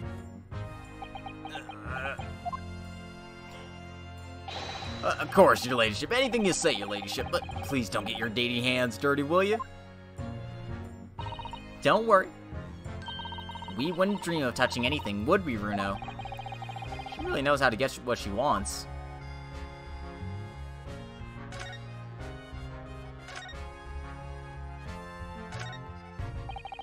That amazing horn-shaped device is pointing towards the Crystal Tower.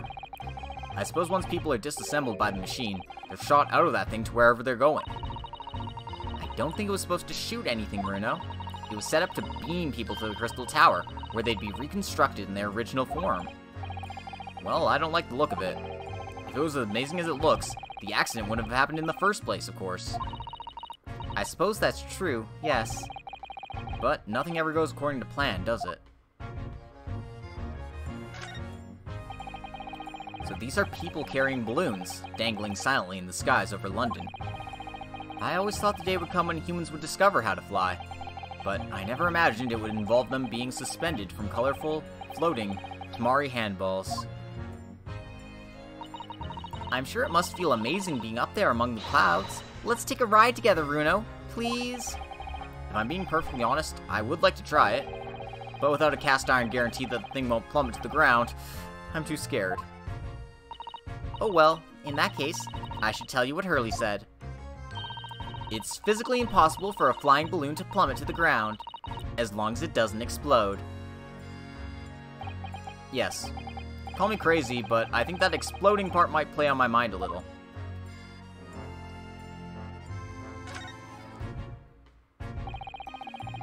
Considering how badly damaged everything is, Professor Harebrained was lucky to escape unscathed, I think. We should have a good look around the machine while we can, I think. Touch anything and I'll make sure I kill you before I get strung up myself, you hear? I won't touch a thing, I promise. So please, spare a thought for your digestion. Anyway, do you really think this machine could actually disassemble people like the professor claims? Yes, looking totally incredulous. Give it a rest, sunshine. We were allowed to examine all this bleeding scrap metal, maybe we could answer that question. But we can't, can we? Because of the annoying rules, you mean? Exactly! The annoying, obstructive, flaming rules! Oh. Look at the base of the machine there. Oh, yes, there's a tool of some kind poking through the wire mesh.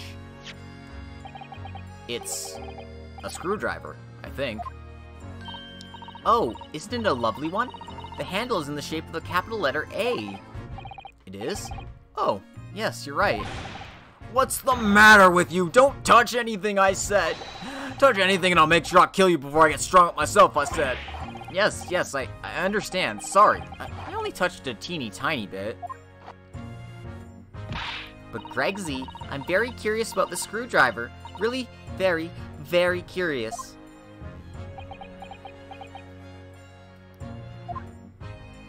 Of course, your ladyship. You're so clever, your ladyship. Fancy spotting something like this. But I'm afraid I can't let you have it. But Runo found it first. I assure you, I'll investigate it thoroughly.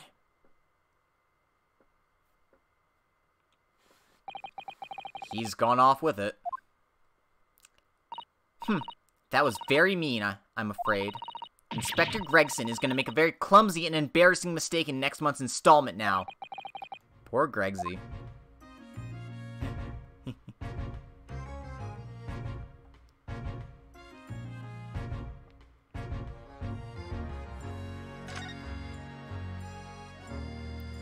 Is that everything I can examine?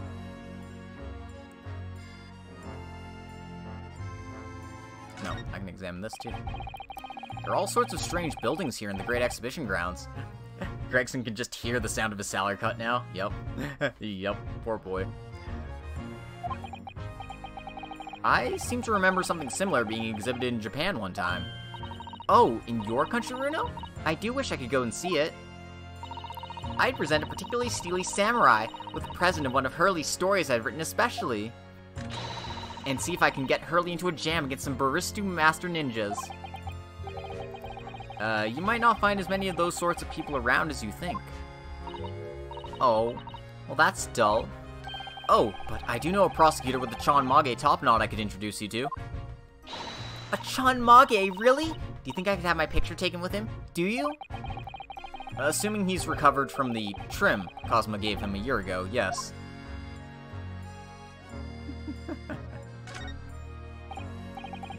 What is that gigantic thing over there? It looks like an enormous water wheel. Oh, that's a Ferris wheel. There'll be people riding inside those little cabins you can see. Why? Well, they rotate nice and slowly, so it's a wonderful way to see the surrounding scenery. Wait, it's turning, but it looks completely still. Yes, that's because it's turning so slowly. One complete revolution takes about half an hour. If you were mad enough to go in one, it'd be more fun to whiz around fast, don't you think? I feel as though you might just have invented a new sort of ride there, Bruno.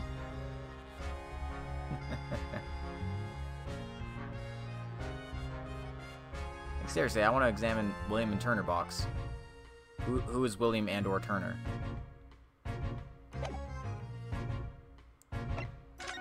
Alright, Gregson, tell us some stuff. Using high-voltage electricity to somehow disassemble a man's body, and then beam him across the Crystal Tower. It's an extraordinary thing to attempt. especially in public. True, it was by far the most unusual of the experiments planned for the exhibition, mind. To be honest, I'm a bit surprised it was allowed. Carrying out something so dangerous with so many spectators present, I mean. Government's doing everything it can to promote new science and technology at the moment. They're more worried about being ahead of the game than the odd spot of public safety infringements. They can be the first to develop some new technology that makes Britain more powerful in the future, you see. Yes, I suppose that's true, in a way. So the powers that be are placing a heavy emphasis on scientists' rights at the moment. What sorts of rights? They're making it so that any theories the brains have remain their legal property, as it were. Right through developing it into a practical idea and even going into production. Which is the infuriating reason us coppers aren't allowed to touch this crime scene. Because the new High-Fallatin Special Dispensation for Scientific Equipment Act forbids it. Oh, I see now. The only people with permission to investigate here are for some brand new department at the yard. The Forensic Investigation Team, as it's called. We've been relegated to keeping guard. The Forensic Investigation Team? Any old fool can see this heap of scrap metal was a sham to begin with. Just because it says scientific equipment on the paperwork, we can't do a flaming thing with it. Poor Gregsy. He's very head up, isn't he?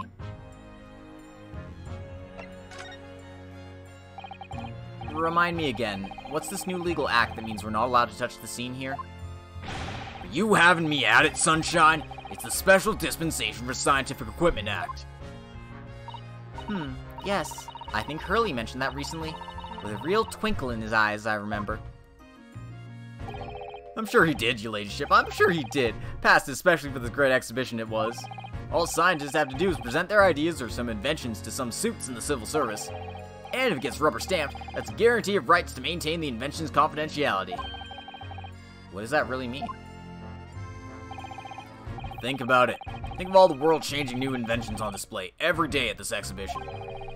Although a good half of them are a load of cobblers, if you ask me, put forward by shammers, like yourself. Thanks for that.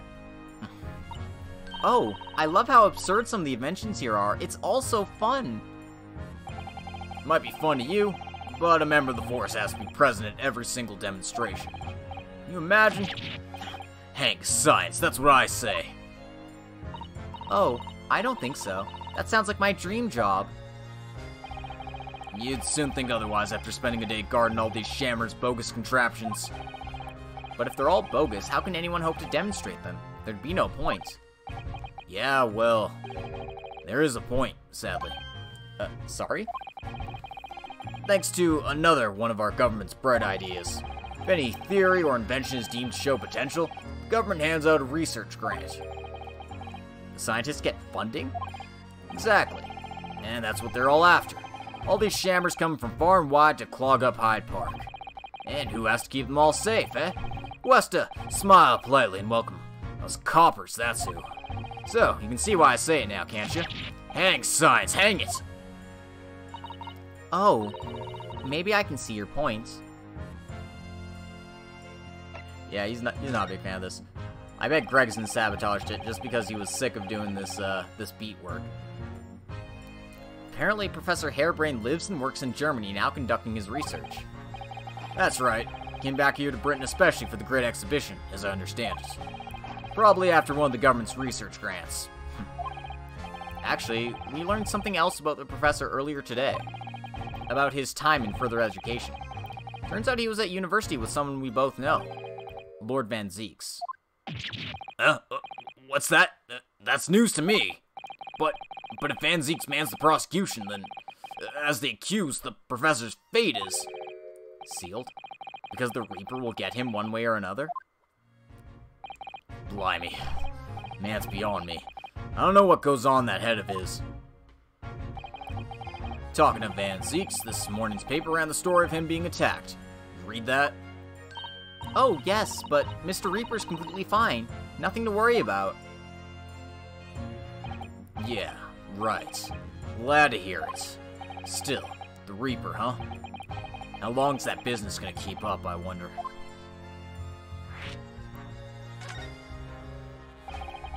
The victim of this case, the investor, Mr. Asman, he was another one of the Reaper's victims, or so I heard.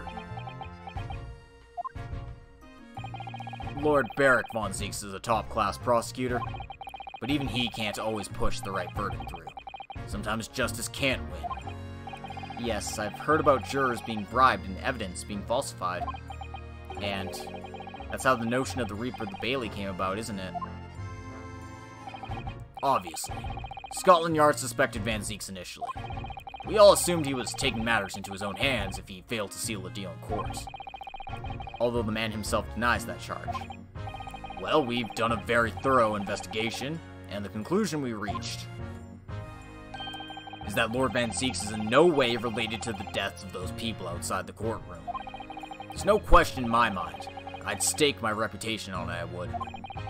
But if that's true, then how do you explain it? All those defendants couldn't just have coincidentally died if nobody killed them. I know that, but I can't explain it. It's a mystery after all, isn't it? That's the whole point of the Reaper. Professor Harebrained mentioned something else. He said that at university, Lord Van Zieks was a totally different person. Easygoing and kind. You what? He said that it was after they both graduated that something happened to change the man. Do you have any idea what it was? No clue. Really? Look, I've got my hands full watching over this frustrating crime scene. Why don't you go and make a nuisance of yourself elsewhere, huh? No, tell us more. I know you're hiding something, Gregson. What are you hiding?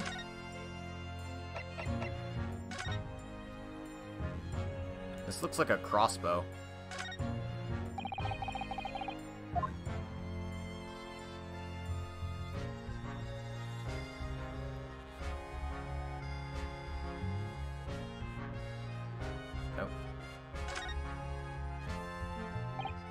Oh, there's some sort of lever here. Ah, it is a crossbow. What the? What is this? It looks like a cross between a bow and a gun. I think it's probably used for the same thing, too. Hey, we found ourselves a crossbow. Okay. It looks like you can wind this around in order to draw the bowstring back and create tension. You must be able to fire arrows with a huge amount of force using this device then. In fact, I would imagine it's far more accurate and powerful than a Japanese longbow. I really had no idea what I was picking up when I spotted this at the exhibition grounds.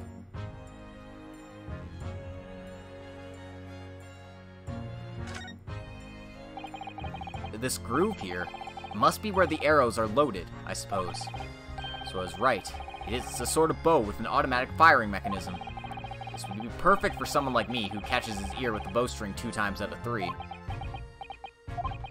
In fact, if I had one of these, maybe I could have beaten Kazuma in Kyoto archery training.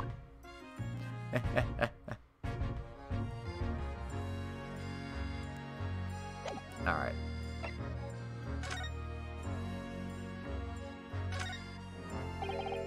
It looks like layers of thick canvas with a thick rubber lining of sorts.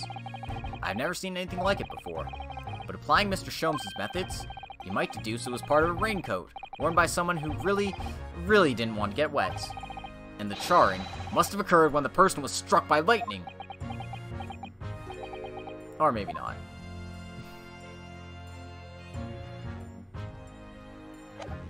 Definitely needs Herlock Sholmes to make his great deductions great.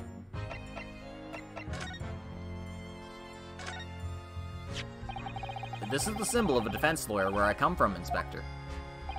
Well, it doesn't pass muster here in London. You might as well chuck it in the deep fat fryer. No one's ever said that to me before. Mr. Sholmes suggests I feed it to a dog, though. If you fry it first, you can feed it to me. Does he think it's made of potato?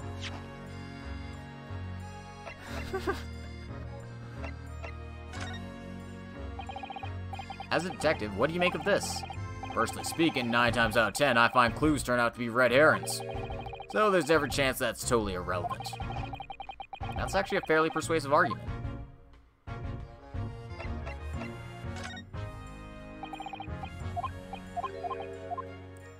Alright. Got anything else to say?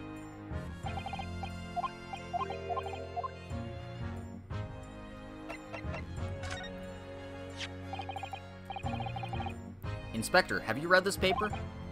Yeah, 2 unwelcome blasts back to back.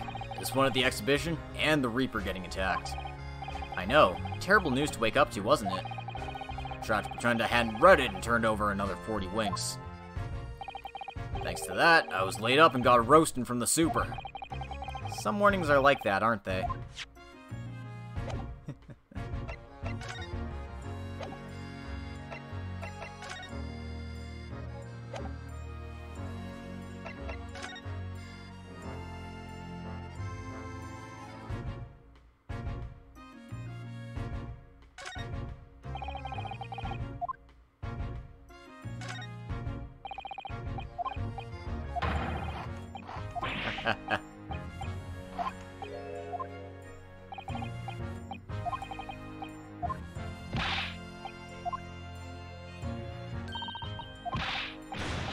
No one obstructing flaming rules. Alright.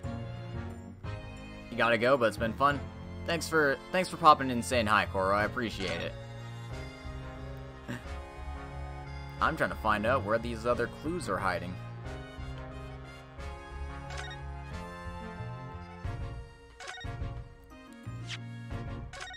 I guess I better force a save.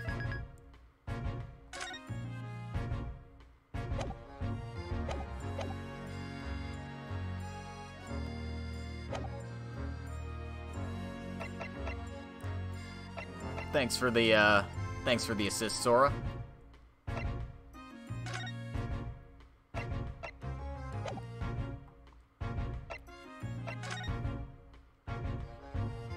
think there might be more stuff down below, but I don't know how to get down below.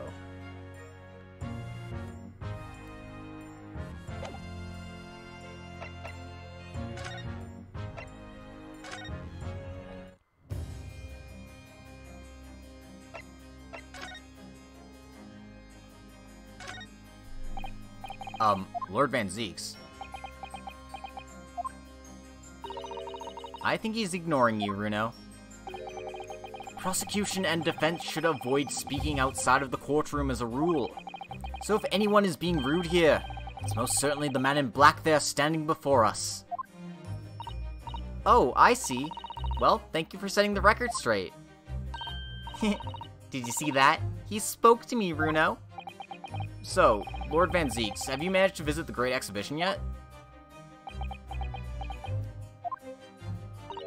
He's definitely ignoring you. Right. No niceties either, then. Yeah, this is the first time we've met outside the courtroom, actually. It looks like our masked friend isn't sitting there.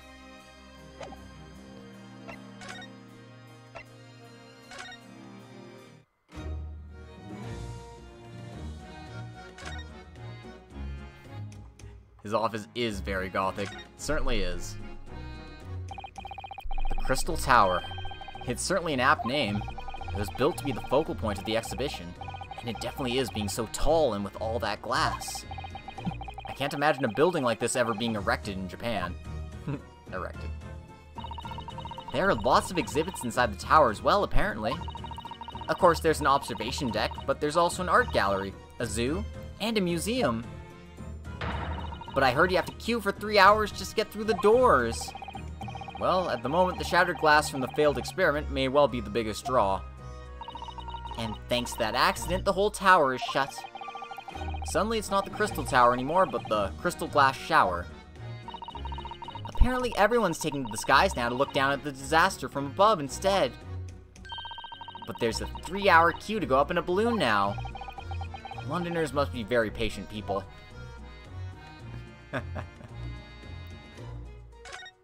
No, I think it's just because they have nothing better to do. I've been meaning to ask you for a while now, but what are those funny round blobs floating in the sky? Oh, they're the flying balloons I've been talking about. I want to go up in one so much. I've read about situations like this in a magazine, about strange phenomena. Creatures from outer space coming in round flying objects to attack Earth. What? I suppose inhabitants of other planets are bound to be interested in the Great Exhibition. This is it, Iris. It's happening.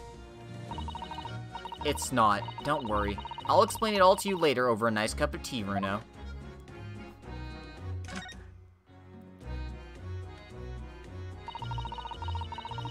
That's where the cove ended up after his instant kinesis or whatever they called it. Dead for sure. And yet they're calling the experiment a success? What's the wooden scaffold there for? Coppers, a lad, set that up after the incident happened. To get the body down, I think. Dunno, really. Didn't you help to erect the scaffold then? Nah, lookout duty's more my thing. Wander around the exhibition and keeping a lookout for the fun stuff. Mind Gregson doesn't hear you say that, or he'll give you the boot. It's incredible though, isn't it? I mean, could the victim really have bridged that gap by some sort of invisible kinesis? I think the more likely thing to expect is he got thrown there from the explosion. Ryuno, listen! What? What is it? I've been thinking... Hurley might know something, mightn't he? About what? About Mr. Reaper. About what happened to Lord Van Zeeks, you mean? Because it sounds like something very significant occurred after he graduated from university. Something that completely changed his life. Maybe, but I have no idea where to find Mr. Sholmes at the moment. He's in the middle of some big case, isn't he? Here, this is what you need. What's this? Some kind of entrance ticket? Madame Tussbells. Is that supposed to mean something to me? You don't know it? It's the most popular attraction in London at the moment. It's very close to Baker Street, actually. We could go now, if you like. No, we don't have time for visiting attractions today, Iris. We have a big trial tomorrow. But that's where Hurley is. What? At this popular London attraction? Yes. How is it that you know where he is? Hurley told me, but he told me to keep it a secret from you, Bruno. Madame Tussbells. I don't see how it could be related to the case we're investigating here, but then... Stranger things have happened. And when they happen, Mr. Sholmes is usually at the heart of them.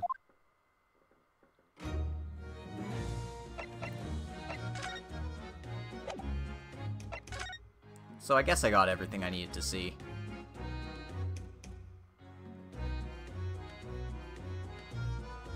Alright, let's go and see Madame Tussbells and our good friend, Sherlock Sholmes.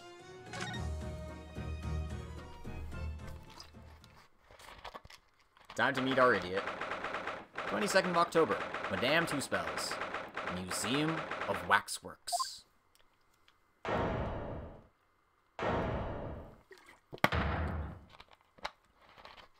Don't think I didn't see you there, Sholmes. What is this place? Look at all these terrifying scenes! But why are all the people so still? Guillotines. Ruthless murderers. I know what I'll be dreaming about tonight. They're all wax models. They're amazingly realistic, aren't they? What do you think, Ryuno? Shocked? Wax models? I read about dead bodies and wax once, in a magazine about strange phenomena. Depending on how corpses are kept after death, parts of them can turn to wax, apparently. It's called I can't even say that. Stop talking about creepy things like that, Ryuno. You're scaring me. Anyway, adipocere doesn't form readily, you know it. Ah! What now? I've just remembered something else I read in another magazine about strange phenomena. There was an old lady, maybe a witch, who used to pour molten wax over corpses and put them on display. None of the exhibits in here are real. They're all entirely man-made replicas. They can't be. Do you really expect me to believe that? Just look at them! Oh. There's no way anyone could make models of people that are this realistic. And they're all such gruesome scenes. Wait. What is it? Oh. No. I must be seeing things.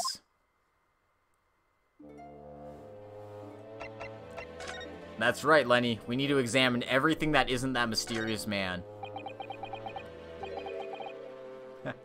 It's that crazy Duchess.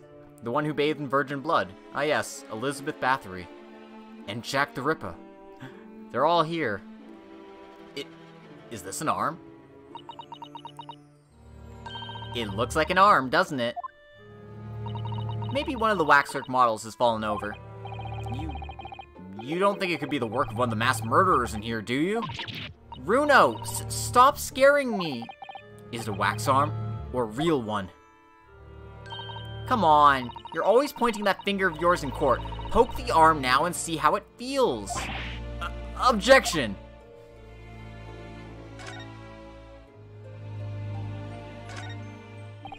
Is this some infamous murderer? Yes, called Jane the Ripper. All her victims were young women. I knew it. You can tell by the way she's holding that knife. Sure sign of a murderer. Well, yes. What's the matter, Runo? I've worked it out. I know what she's doing. She's trying to fill that bathtub with blood so she can have a soak in her victim's gore. Not according to the information about the exhibit that's on the little board here. It doesn't mention anything about the bathtub. Really? Sorry, I don't think it's significant. I still think it has to be there for a reason. I don't know about hot anime waifu, but... I mean...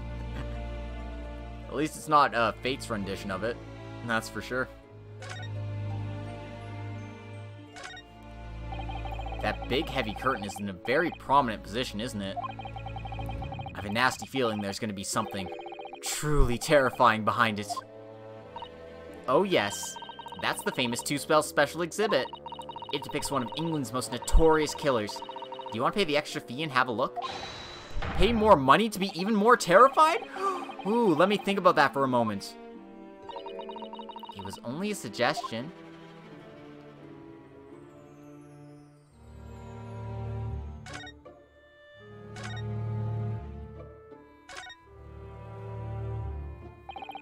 These models are so well made, I can't tell what's a waxwork and what's a real human.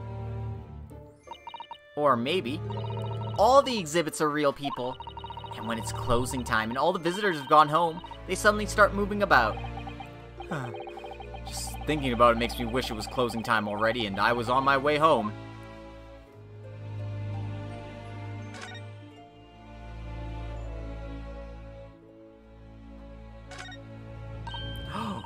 That's a funny place for a little ladder. What is it? Is something wrong? No, it's just that in Japanese we have a totally different word for a ladder that folds in half like that. We do in English too, you know? It's a stepladder, or just steps. So be careful of making assumptions about other cultures, Runo. That's how wars are started. I didn't realize stepladders were an international point of contention, but the writer makes an astute point.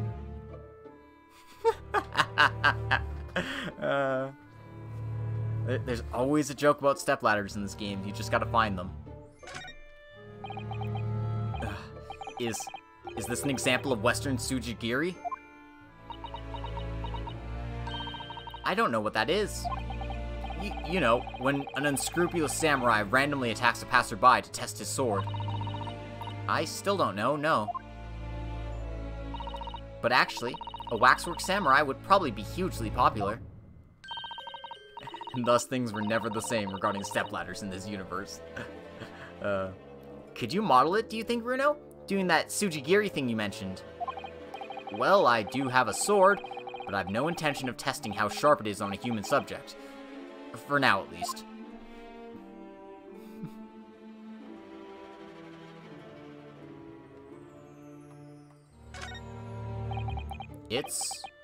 It's...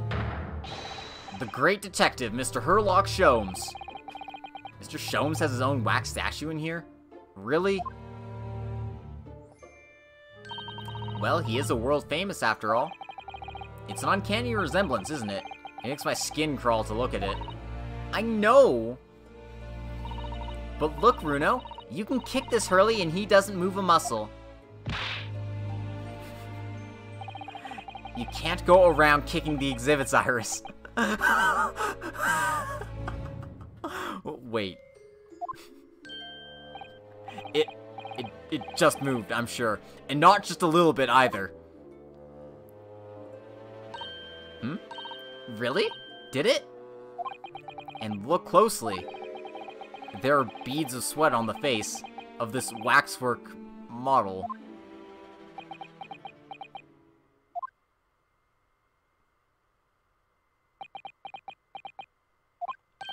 Shall we move on, Iris? Over there, look. There's a great murder scene to enjoy. Much more appealing. Hold it! My dear fellow, I take exception to your recoiling in such a matter, as if you've seen something truly apparent. Mr. Sholmes? I knew it. Iris, what possessed you? I strictly forbade you from divulging my temporary waxwork secret to Mr. Naruhodo. Temporary waxwork? What do you mean? And that kick! Could you not have exercised a little more restraint? You winded me! But Runo has something he needs to ask you. Ah, a question. And I thought you'd probably be getting bored, too. So here we are. Well, I can't deny that your timing was impeccable. A mere 2 minutes more being stationary like that. My great brain, upon which all my success has been built, would have turned to wax. But thank goodness we arrived in time. Indeed, in many ways, the pair of you just saved the world from an unimaginable loss. Oh, Hurley, you do like to talk nonsense, don't you? He could know something, it's true. About Lord Van Zeeks and what happened in the past to change him. Now that you're here, let's take our time. How can I be of assistance? For you're in luck, I'm suddenly quite taken with the idea of conversing. Oh, well, actually, I'm in quite a hurry. If my eyes don't deceive me, I believe something is afoot within the walls of this very museum. Most fascinating case, if I'm not mistaken. Really? Moreover, I have a strong suspicion that it is related to the matter about which you've come to me now. But how could it be? We shall speak again presently, my dear fellow, but for now, I must return to my work. What, back to being a temporary waxwork exhibit?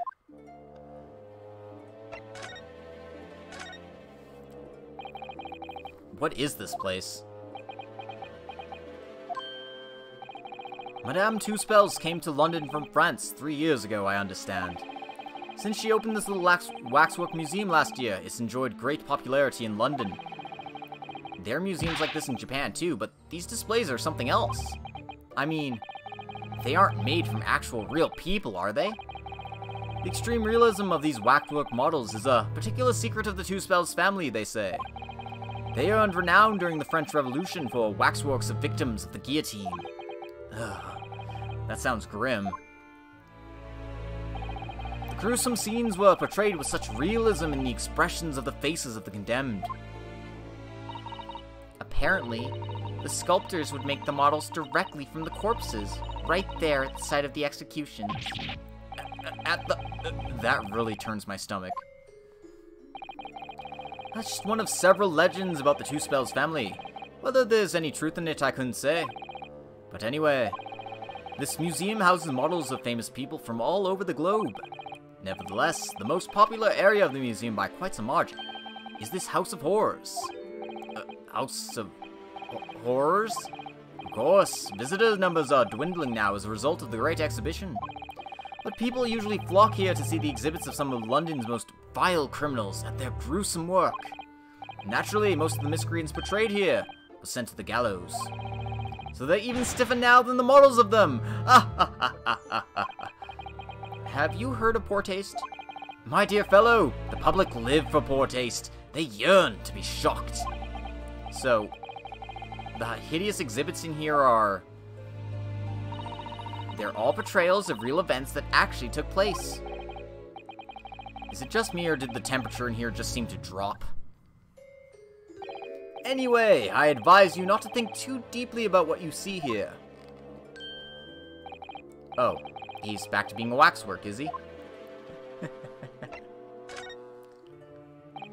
What do you mean by a temporary waxwork, Mr. Sholmes? Exactly what you see. I'm part of the exhibits here, catching these criminals in the act. Catching them? Every half an hour, I home in on a different killer in one of the displays and adopt a new pose to ensnare him. When members of the public come for a closer look, I offer them my hand to shake. For a shilling, I'll happily allow them to take a photograph with us. Us? Does he mean him and the waxwork murderers in here?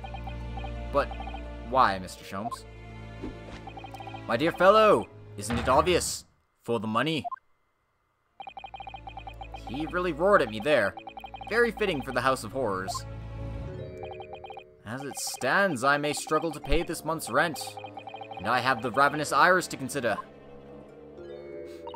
Oh, Hurley, I'm so hungry. If push comes to shove, I shall have to ask you to do your bit, Mr. Naruhodo. What's he threatening to rope me into now? So, with that in mind, how about a photograph? As a special treat, you may have your pick of the murderers and scoundrels in here. Maybe some other time. Remember, Mr. Naruhodo, ignore me at your peril. Back to being a waxwork again. Is it just me, or did his final remark there sound a lot like a curse?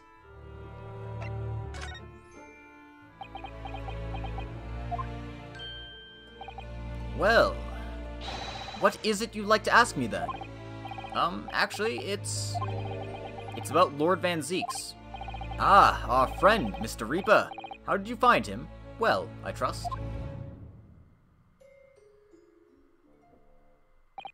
And so I filled Mr. Sholmes in about everything I'd learned. About Lord Van Zeeks, about Professor Harebrain, and about the strange coincidence that they had been at a university together. Why do I feel like Sholmes and Iris have my poor daughter must eat practice to get those sympathy cards? Probably because they've had to use it several times before. So I'm wondering what it was that happened to make Lord Van Zeeks such a different person. I was sure that you know Hurley. You said there was something going on here at this exhibit hall before. That something was afoot. And that you believed it was related to what I wanted to ask you about. Mr. Sholmes? He suddenly clammed up. Well, it seems we've reached the unavoidable. Greetings. Hello. Hello, where did she appear from? And what's she wearing? Could she look any more mysterious? I hope you are appreciating my museum. Sorry, have we... Mr. Sholmes, do you know this? Not again. Say hello to your wifey from this game, or your wifey from Ace Attorney in general. I thought Susato was your wifey. What happened? My apologies. I am Esmeralda Two Spells. This is my museum of waxwork. What? You're the Madame Two Spells? Bien sûr. Though only 26 years young, I might add. Is that significant somehow? I'm a Madame in name only. It adds a certain je ne sais quoi. Right. Ah, I see. You fell for the French accent, I feel ya. Firstly, I must apologize for my waxworks, or rather, one waxwork in particular. That'll be Mr. Sholmes, then. I was led to believe he was a great detective, but he seems unable to settle. Next time you move from your designated exhibit, there will be toil and trouble.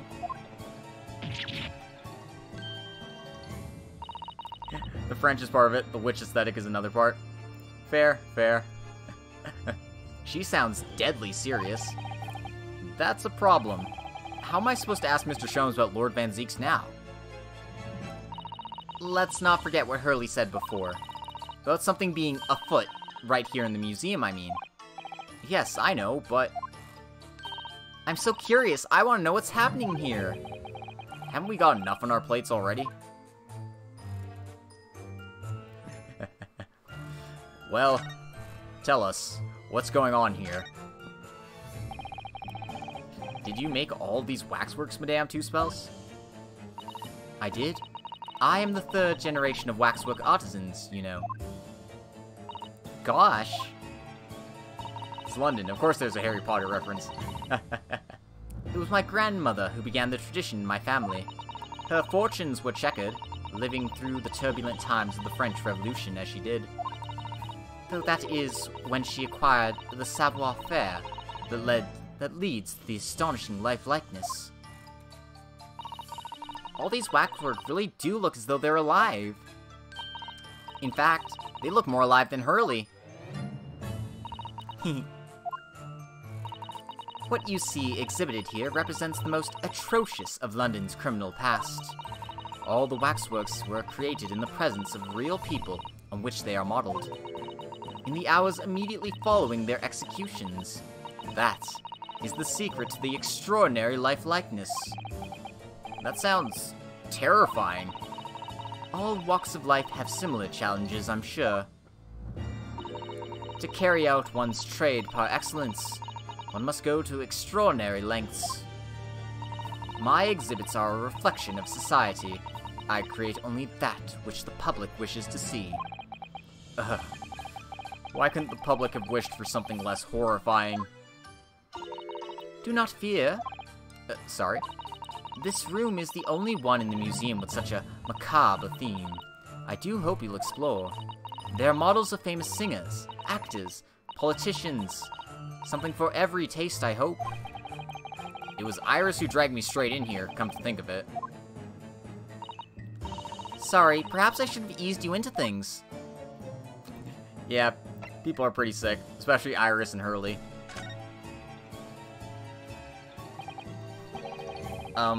What's the situation with that? Ah, my temporary waxwork model. He approached me some days ago, you see, with a business proposal. Oh, what sort of proposal? My dear madame, what these sparse exhibits need is the addition of a world-famous great detective. Or words to that effect. Naturally, I am well aware that Mr. Sholmes is widely known in London as a talented detective. It's great detective, actually. He's very specific about it. Yes, the creme de la creme.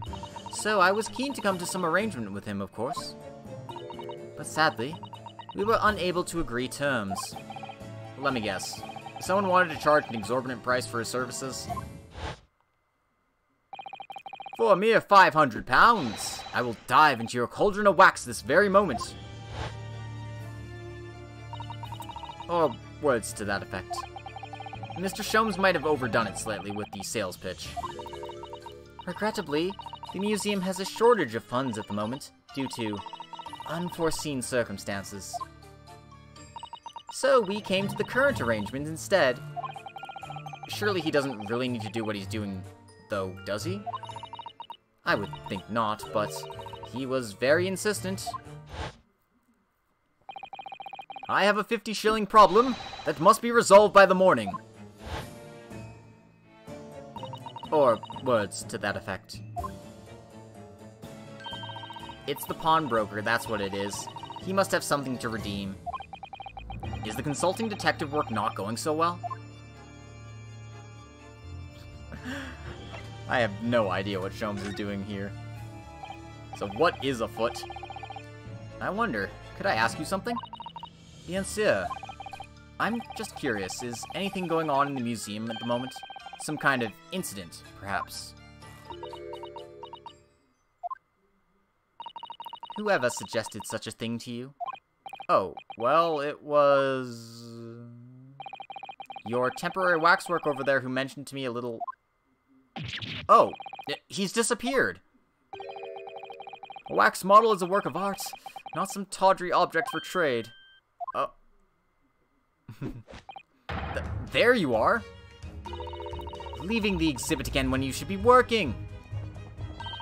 Do you wish to be melted down? My dear Madame Two Spells, save your reprimands. There are more pressing concerns. The wax can wait. It's our ideas about your current problem we must throw into the melting pot instead. Personally, I would advise you not to involve the police. Why ever not? She's turned as white as a sheet. Because you have at your disposal a great detective, whose services you may employ for a mere 50 shillings. Though please be aware that I prefer... No. I insist upon payment in advance.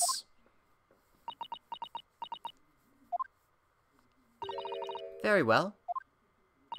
Let us see if the great detective is able to live up to his name, shall we? Before I engage my analytical processes, I must ask you to clarify something. What, pray, is behind the curtain? That is the Two Spells special exhibit. There's an extra charge to see it. Ah, the special exhibit in the House of Horrors. It must depict a special killer then, I presume. Would you be so kind as to draw back the curtain, I wonder? Absolutely no. There's nothing amiss behind there. Nothing amiss, madame. What about the arm protruding ominously from under the curtain? Yes, he was. I strongly encourage you to allow me to see what lies beyond, before the situation worsens. Yes, very well. I will draw back the curtains, but only a second. Stop peppering in random French. My French pronunciation is horrible. I have not been in many years. I must confess, I peeked behind the curtain earlier. The Two Spells special exhibit is a very bleak graveyard scene indeed. And yet, somewhat surprisingly, the waxwork killer one would expect is nowhere to be seen. What does strike one, however, is the portly gentleman lying peacefully on his back on the floor. On the contrary logic, she needs to add in more French. Yup, yikes. Well then, perhaps Mr. Sholmes, that man on the floor, is the ruthless killer himself. I'm afraid not, my dear fellow. He's a perfectly ordinary London gentleman. Not even a waxwork, in fact. What? As skillfully made as these waxworks are, they are always distinguishable from real humans. So, allow me to present my two conclusions. The first is that a sizable business transaction has been taking place in this special exhibit. Why? Why would you say that? And the second is that the aforementioned transaction is linked to a serious crime. She looks as pale as candle wax. I don't understand. Also, this guy looks familiar. I think we've seen him before.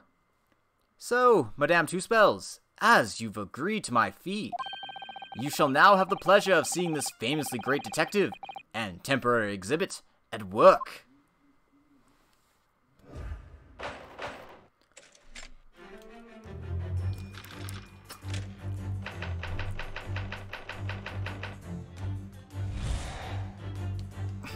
Aw shit, here we go again. To begin with, we must ask ourselves, what exactly is afoot here at the museum? The answer is revealed by the bundle of banknotes protruding so helpfully from your bag. In my estimate sum, £200. That's all my own money. So what does this large sum of money reveal? Not as much as the involuntary glance you cast, it would seem, Madame Two Spells. Yes, the answer lies where your eyes now fall. The significance of the £200 is revealed by that public notice. Waxwork for sale? Your business has hit hard times, it would seem. In short, you sold the infamous killer, the centerpiece of your special exhibit, for the sum of £200. No! Now, let us explore the next curiosity with which we are presented. Who is the portly gentleman stretched out so peacefully on the floor? It would appear the man has suffered a severe shock, the cause of which is clearly known to you.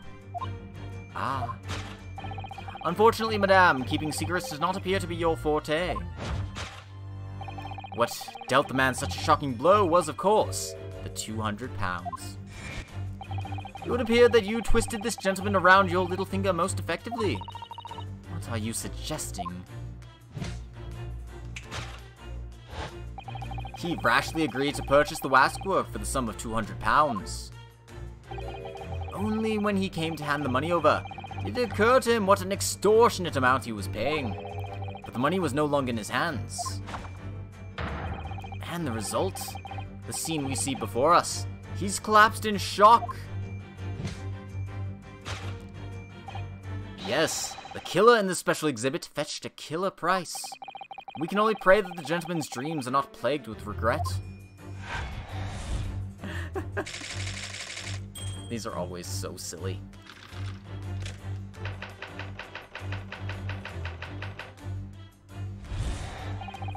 The question that arises then is, what has become of the waxwork that changed hands? Let us consider that problem for a moment. You cannot possibly. What immediately strikes me about this conundrum is the young man standing over there. Who is this fellow? To find the answer, we need only observe his neckerchief. Such is worn by policemen as a secret sign to fellow members of a force. The crime is being perpetrated. Yes, this young man is an undercover policeman, currently investigating this museum. I know him well, in fact. It's Sergeant John Clay. What are you talking about? The man's quite a celebrity. He received triple accolades at last year's policing awards. But next, we turn our attention to the old man sat before him with the particularly unsightly visage. I've been watching closely, and he hasn't moved a muscle. Almost, in fact, as if he were a waxwork. But you... Your reaction only confirms my suspicion, madame. I noticed it at once, of course. Observe! The telltale sign that instantly proves whether or not this old man is waxwork is the obvious price tag. Threepence. A tragically low price, you might say. Though perhaps the going rate for aging waxworks riddled with cracks. And yet you sold it to the portly gentleman for an exorbitant 200 pounds.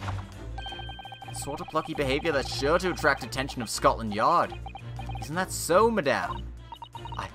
I do not. Yes, the waxwork you sold has already been seized by the police and remains in their custody as we speak. The old man must be reunited with his grave in the special exhibit, and not a moment too soon. Okay, what the hell was that deduction? Dude, she's gonna demand a refund after this. I know, right? This concludes Herlock Sholmes' great deduction of this horrifying puzzle.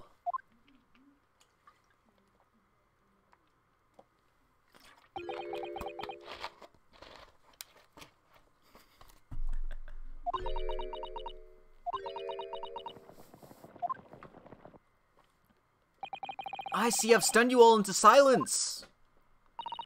You have, Hurley. You have. And you've obviously upset this young lady in the process. Her cauldron looks awfully hot. If I could just bring up one point, Mr. Sholmes? Ah, the notorious Naruhodo 1 point! I'm all ears, my dear fellow. According to your deduction, then, the special exhibit featured this old policeman. So, that would mean that he's the particularly ruthless murderer, wouldn't it? The killer policeman. Automole. Sorry? It was a mysterious series of murders that rattled the capital only last year. The police rushed to the scene every time only to find the culprit had disappeared into the ether. And it turned out the culprit was a policeman himself, a senior officer by the name of Ottermore. So you mean that's who the sinister-looking old man there is supposed to be? Indeed. It It is a particularly grim face, is it not? Unforgettable, in fact. Yes, I remember that odious countenance only too well. But is 200 pounds a lot of money for a wax model? It would be enough to afford one of the latest steam carriages, if that put things in perspective. So, it is quite a lot, then. Is there anything else you wish to add? Before I melt you down. That bubbling wax is looking more and more ominous. The smell of all that molten wax is starting to worry me. Mr. Sholmes did more or less just accuse her to her face, so I think I might have to call on your assistance here, Iris, if that's alright, to make some minor corrections to the great detective's great deductions. Of course it's alright. We'll soon set things straight. Well, let's get started then, shall we? Before Madame Two-Spells vents her anger. Just what I was waiting to hear, my dear fellow. So, Madame Two-Spells, in accordance with our agreement, you shall now have the pleasure of seeing this famously great detective and temporary exhibit at work.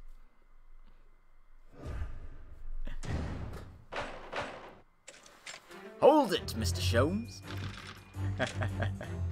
Hey, I'm in time for the deduction. Yep, you're in time for the deduction. Alright.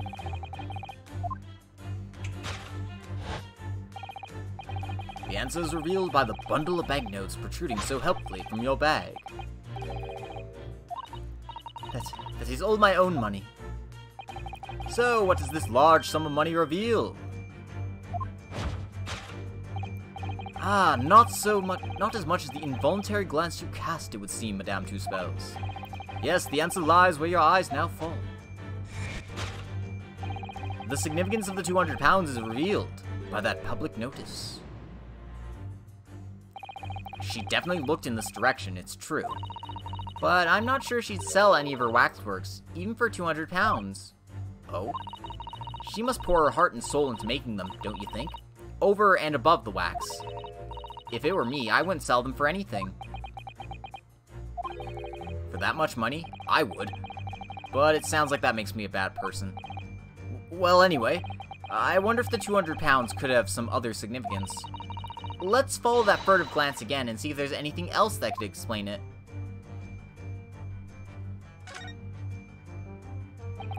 It seems this well-dressed gentleman is alive after all, just not alive and kicking. And he's not a waxwork or a model of a mass murderer. I'm not sure I'd pay 200 pounds for him. I don't think the man's up for sale. Well, anyway, it was a silly place to put him. Other museum visitors could easily trip. I don't think the man was put there on purpose either.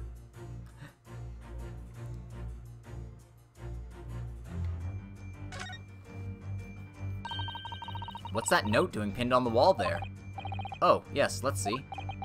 Dear Madame Two-Spells, we've taken the prisoner from this room.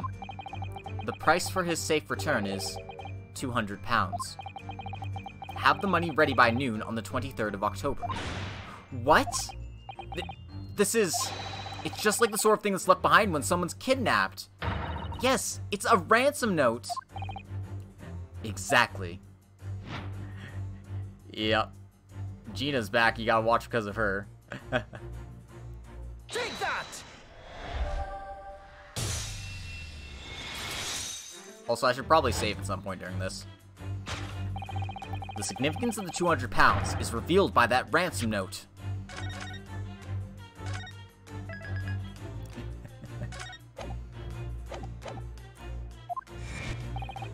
Quite so, and we must congratulate these criminals on their inventiveness, abducting a waxwork. 200 pounds is no small ransom fee, yet you clearly intend to pay it. The model in question has special importance, so I put together all the money I have. In summary then, the 200 pounds you have in your handbag is ransom money. Now, let us explore the next curiosity with which we are presented. Who is the portly gentleman stretched out so peacefully on the floor? It would appear the man has suffered a severe shock, the cause of which is clearly known to you. Unfortunately, madame, keeping secrets does not appear to be your forte. What dealt the man such a shocking blow was, of course, the 200 pounds. So if the waxwork was kidnapped, where does that leave us in terms of who this man is? We could just ask him when he comes around. I think the point of this exercise is to understand the beauty of the deduction process, Iris. Yes, you're right. Hurley's trying so hard, we mustn't let him down. Well, there's little doubt that he suffered a shock. That much seems clear. But in that case, what's Madame Two-Spells trying to hide? Let's have a closer look around.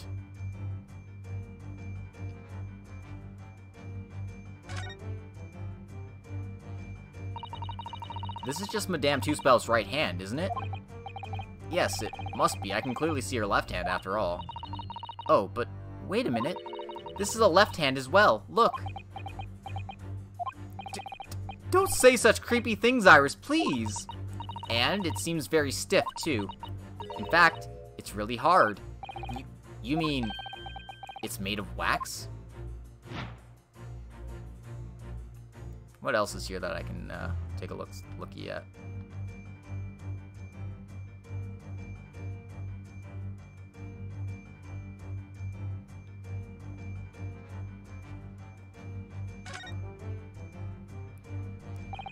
Madame Two-Spells has very long hair, doesn't she? Yes, but you can tell looking at her from the front. You know, it looks rather like a whip, don't you think? The sort of whip that could have floored the gentleman with a single crack. That seems a little far-fetched, even for you, Bruno. Ah, I see why you like her so much, because she's a witch with a braid. She's basically just French Emma.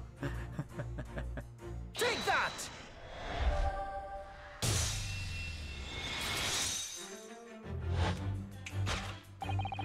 What dealt the man such a shocking blow was, of course, the waxwork hand.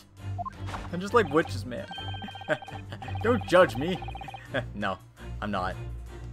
Indeed, with a solid waxwork limb, one could deliver a very substantial blow. How could you? The hand protruding from the bottom of your cape. It ought to be a right hand, but closer inspection reveals that, in fact, it's a left hand. And somewhat masculine as well. In other words, it does not belong to you, madame. It is the hand of a waxwork model.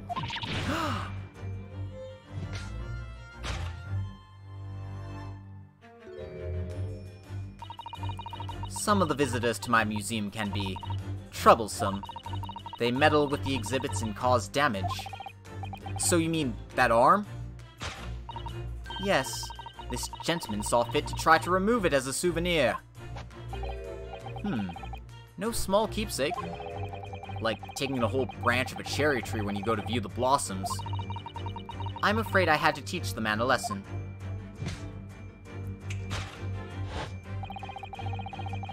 You confronted the man and tried to take the arm back. And the result? The scene we see before us. He was knocked unconscious. A point we may need to revisit later, but for the time being, we have our conclusion. Yes, the killer in this special exhibit has been kidnapped. Two-Spells just sums up what I like about the game character design. Heck, I think anyone in this case could. I mean, they're all so fun and exciting. The question that arises then is, what has become of the waxwork that changed hands? Let us consider that problem for a moment. You cannot possibly... What immediately strikes me about this conundrum is the young man standing over there. Who is this fellow? To find the answer, we need only observe his neckerchief. According to Mr. Sholmes, the yellow neckerchief is a sign to other policemen that some crime is underway. A way of communicating with his colleagues without revealing his identity, yes. It's a secret that's closely guarded by Scotland Yard. That Mr. Sholmes didn't hesitate to give away. Well, uncovering secrets is in any true detective's nature, of course. Right. Anyway, judging from Madame Two-Spells' reactions to Mr. Sholmes' deductions, I think perhaps we might not have identified the man quite correctly.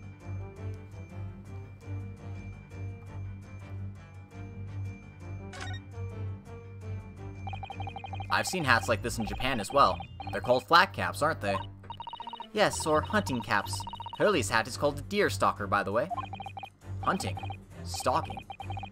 The British certainly seem keen on catching game. Every time I see a deer stalker, I automatically think of Mr. Sholmes. But a flat cap makes me think of a Japanese country gentleman somehow. In other words, people from all walks of life wear all different types of hat, so that doesn't really help us.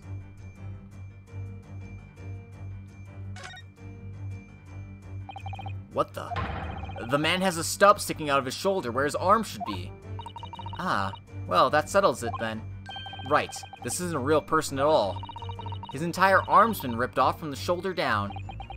His arm's been... Of course, that ties in with what we just found out. Take that!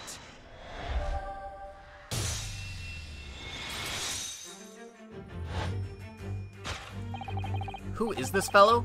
To find the answer, we need only observe his shoulder stub. No such boneless human walks this earth, of that I can assure you. In other words, the man standing here, the young Sergeant John Clay, is in fact, defying all odds, a waxwork model. I seem to remember it was you who concluded he was a real person in the first place, Mr. Sholmes. He has become quite a celebrity in London, being the winner of no less than 3 policing awards last year. I simply had to make a model of the man. Naturally, what other explanation could there be? And it was this detective's arm that was pulled off by the man on the floor in the special exhibit, wasn't it? Next, we turn our attention to the old man sat before him with a particularly unsightly visage. I've been watching closely and he hasn't moved a muscle.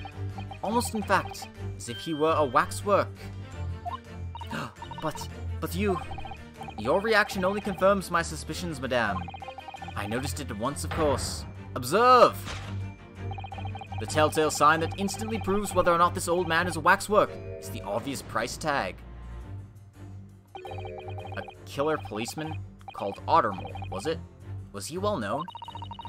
It was all over the papers last year, but I can't say I know what he looks like. It's a very low price, though. 3 isn't much money. Only enough for a few measly hours of gas in Mr. Garrideb's delightful lodgings, in fact. So this is the special killer taken from the special exhibit, is it? The waxwork that somebody stole from the museum and tried to ransom for £200. Is this crusty old killer policeman Ottermole? Really? Perhaps we should have a good look around again and see if another idea crops up.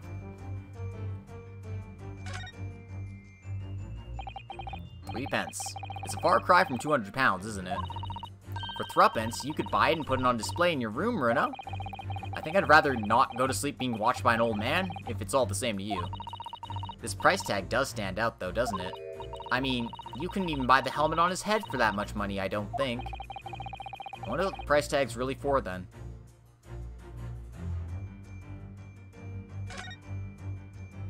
He's not moving at all. Look at this. The old man's tapping his foot like crazy. He seems to be fast asleep, though. He's not tapping his foot consciously, then? So you mean, it must be a twitch? Never mind that. The point is waxworks don't tap their feet. Or twitch. And look at his arm, too. We've seen a scarf like that somewhere else around here, haven't we?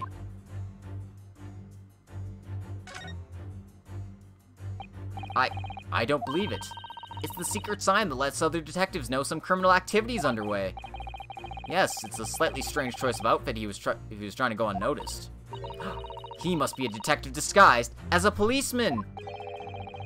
Or a detective disguised as a waxwork model of a policeman. He doesn't look like he's clever enough to think of something like that, though. Perhaps you should try to be a little more polite about him, Iris?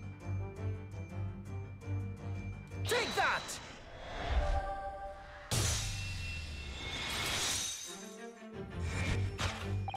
The telltale sign that instantly proves whether or not this old man is a waxwork is the obvious twitch. Even the most realistic waxworks do not exhibit a twitch. Twitch.tv/Ottermole, yep. In other words, this splendid old man is in fact a genuine member of Scotland Yard. Slight shift in your choice of adjectives, then. And there you have it.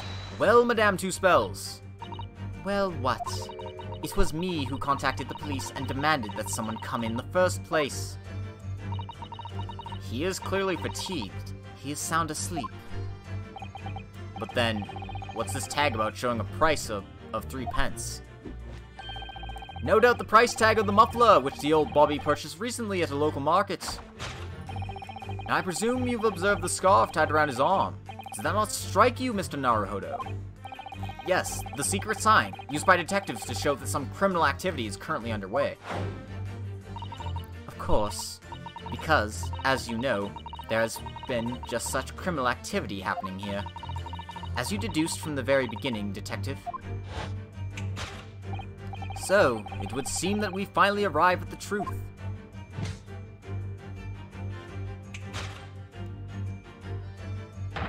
The waxwork of the especially ruthless killer from the special exhibit has been kidnapped. And Scotland Yard are already investigating. But the model's whereabouts remain a mystery. Thus concludes Sherlock Sholmes' great deduction of this horrifying puzzle.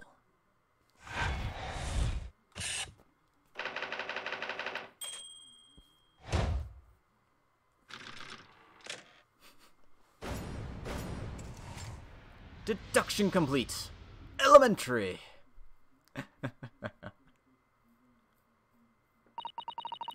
All sorts of people visit my museum here. Men and women, young and old. Sometimes they drop in just for a short time on their way back from the pub. I welcome them all. But if anyone tries to damage my exhibits, I do not take it lightly. Anyway.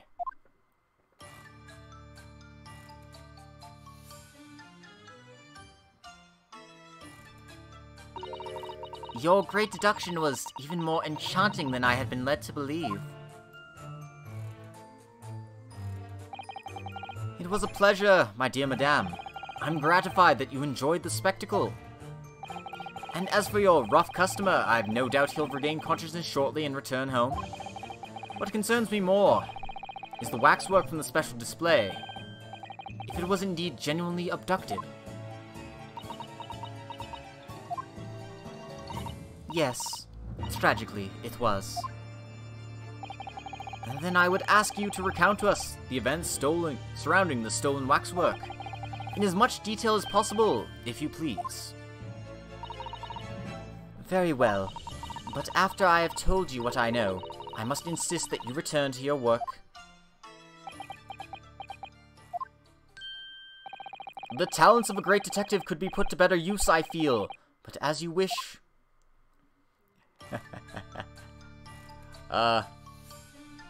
Kinda, but it kinda got cut off because, you know, Twitch lines.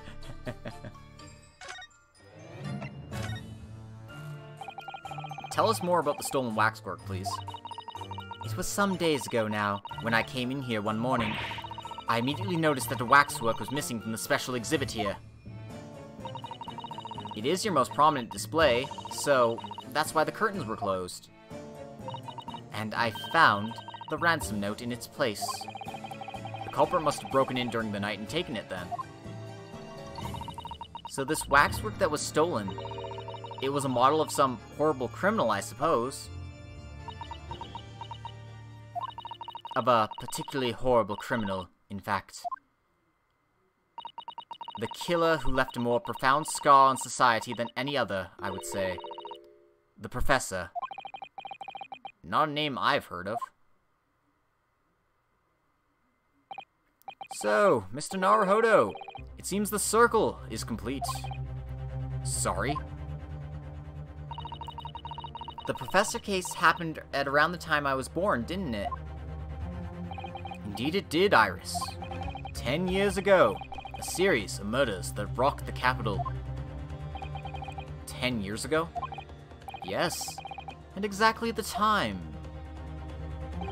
that Baruch von Zieks graduated from university, in fact. What? Surely he's not saying... So, the big event that changed Mr. Reaper's life?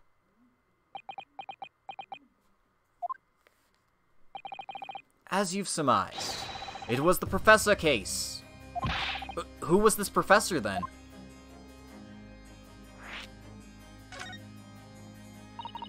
It was a series of gruesome murders that had all of London gripped in terror a decade ago. After 5 victims were killed, the man was arrested and put to death. And now he's immortalized here in wax for all Londoners to admire and enjoy. Though of course, he happens to be absent at present, account of the abduction. But I don't understand. How is all of this related to Lord Van Zieks? You must first understand, my dear fellow, why it is the Professor earned such infamy. It was due to the victims he chose, some of Whitehall's finest. What do you mean, Hurley? Those murdered by the Professor were some of the highest members of the British aristocracy. Members of the nobility, even royalty, sent shockwaves through the country's administration. Members of the... Oh, wait, of course! What Professor Harebrain'd said. Lord Van Zieks is from a family with noble blood. Oh gosh. It was the 5th victim that led to the Professor's arrest. The last of the killer's prey was a young noble by the name of... Clint Van Zieks. No! I don't believe it. Van Zieks? I'm sure you can piece together the rest for yourself. In the wake of his older brother's murder, the young Baroque pursued a career as a prosecutor, and eventually became the Reaper we know today. I had no idea Lord Van Zieks had such a tragic past. Well, I'm afraid that's all I can say on the matter, for the time being at least. After all, I have work to do. As a waxwork exhibit! Man, he really is Edgeworth. I know, right? I'm afraid I shall have to excuse myself as well. Oh, yes, of course. It's been a pleasure. Thank you.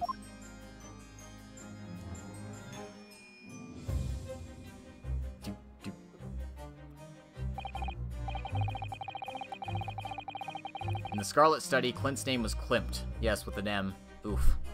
I much prefer Clint. It's actually, you know, easy to say. Well, none of the predicted scenarios I've been analyzing involved you coming to visit me here.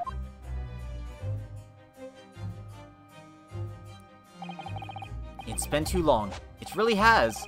I'm delighted to see you, Baroque.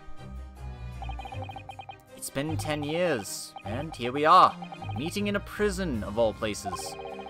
I can't forgive myself for what happened to Mr. Asman. I just can't. I still can't believe it could happen.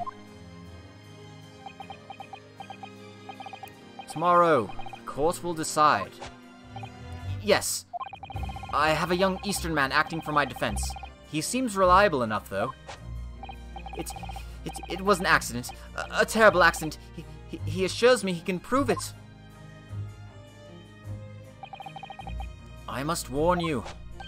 Oh, I know. I've heard already. You're going to be prosecuting, aren't you? Yes. Since I returned to England, I've heard lots of stories.